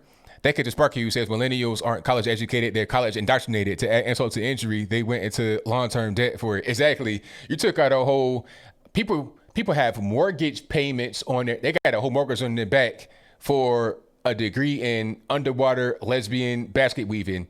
Basically, that's crazy. I have no college debt. The debt that I did have was like $5,000 from college. Not like people got these, car payments or mortgage payments on their back from, and then you can't even really, that's like from the government, so you can't even really get out of it for real. It's crazy. Thank you to Killer Sushi, who says, ABL, did you see the two white guys that were whipping themselves during the protest until they were bleeding? That's dedication to the cause. Now, I did not see them getting whipped, but I saw some guys with some stuff on their back. Now, the guys had their back scarred up, and I would put it on the screen, but I might get flagged for that one. Their back was all scarred up, like they had been getting beat or cut or stabbed. I don't know what was going on. But, was that makeup or was that real? Hopefully that was not real, because if that's real, they should not have been out there just, prancing around like it's okay. They need to go to the hospital and get checked. That's what they need to do. All right. Thank you for your donation, man. Definitely appreciate it. Thank you to Mariposa Roja, who says, ex-Bernie delegate to big-time Trump supporter here. Love your work. Thanks for all you do. Gracias. Where we go one, we go all. Thank you for your donation. And I'm glad you're able to make that big switch, the good switch, from the left to the right. Thank you to Lee Vet 93, who says, Anthony, you and Candace Owens are superb. Great show as always, ABL. Love all the facts. Keep it going. 8-year Air Force vet here.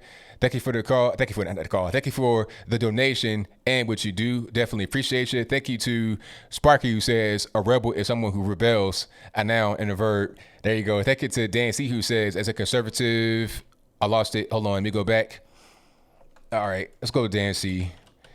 As conservative parents who value higher education, what educational options are still safe given the infection of radical extremists who preach socialism into your major universities? Private schools, really, Christian academies. Like, if you have any kind of concerns about a place to send your kids, then you got to go there and talk to people, talk to the students, the teachers, parents of students, and see what's going on before you send your kids there. Figure out what's going on. Do your research, basically. Thank you to Zoe Inman for your donation, or Zoe Inman. Thank you to Sparky, who says, all of this is stirred up by globalist robber barons and their strange bedfellow partners in crime, the communists, to pursue their common dream of a borderless world run by a central authority. And he also says, Sally Yates replaced Chris Ray, at King and Spalding. Thank you to Debauchee, who says, everyone send ABO $2 for tomorrow morning's coffee. No, I got to have that good old, I don't drink coffee. I got that good old tea and this, that, and the third mug available live on ABOmerch.com. Check it out right now. Shout out to Evie, who says, shout out to the caller.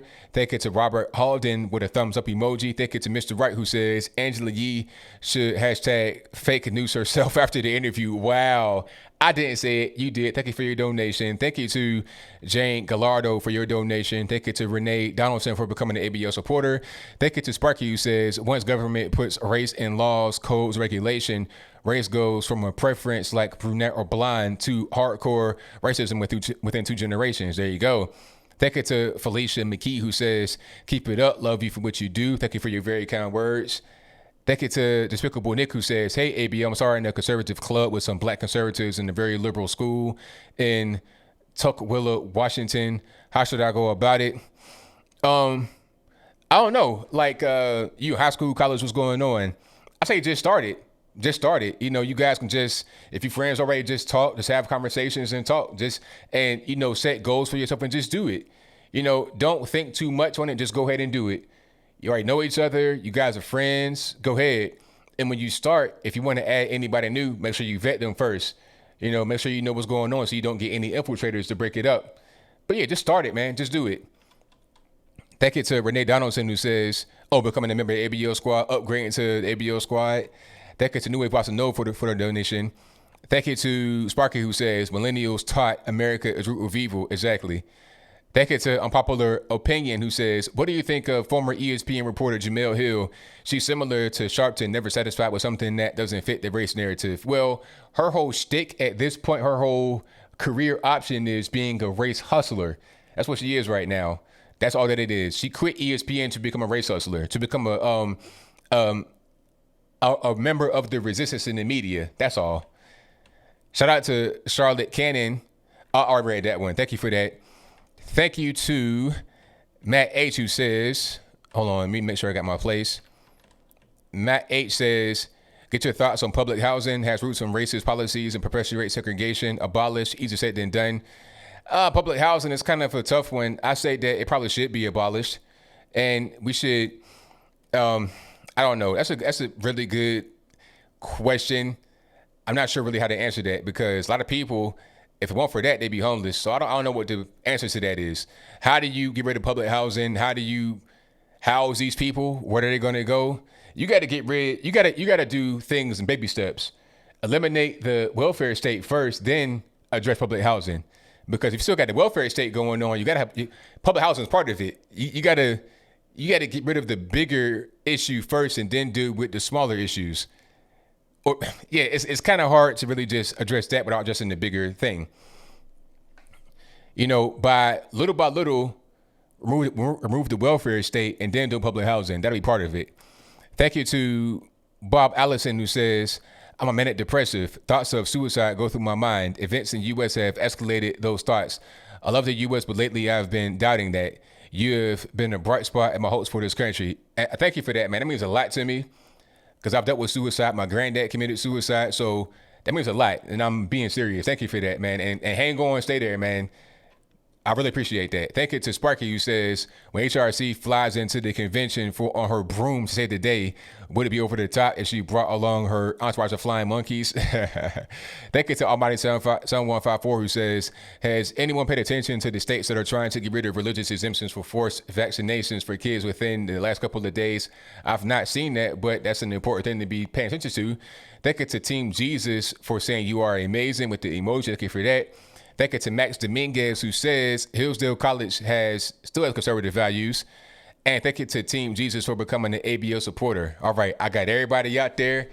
Took me about a half hour, but I did it. Thank you all for supporting through PayPal, through Super Chat, through Patreon, through buying merch, through watching the videos, liking the video, sharing the video, doing all that good stuff. And also like this video. If you like what you're hearing, if you enjoyed the show, if you enjoyed the content on the channel in general, like the video, share the video, do all that good stuff.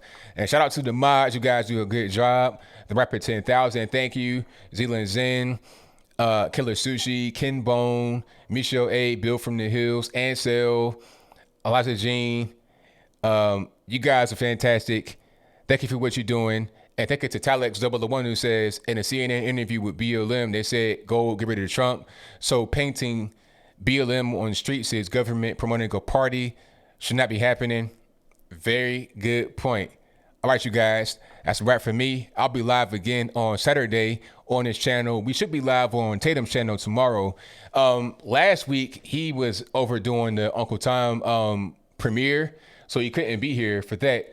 But hopefully this week we'll be back on live on Brandon Tatum's channel. If we are live, I'll post a notification on the community part of this channel so you get notified when we go live. And we'll just do it that way. It also be on my social media. Follow me on everywhere. I'm on Facebook. I'm on the Instagrams. I'm on Twitter. I'm everywhere that you are. I'm right there. And if you are a first-time viewer or not subscribed for whatever the reason may be, go ahead and subscribe right now and click the bell. You click the bell, you get notified when I, ABL, personally go live and or post a new video. All right. That'll be right for me. So until next time, y'all be safe. I'm out. And peace.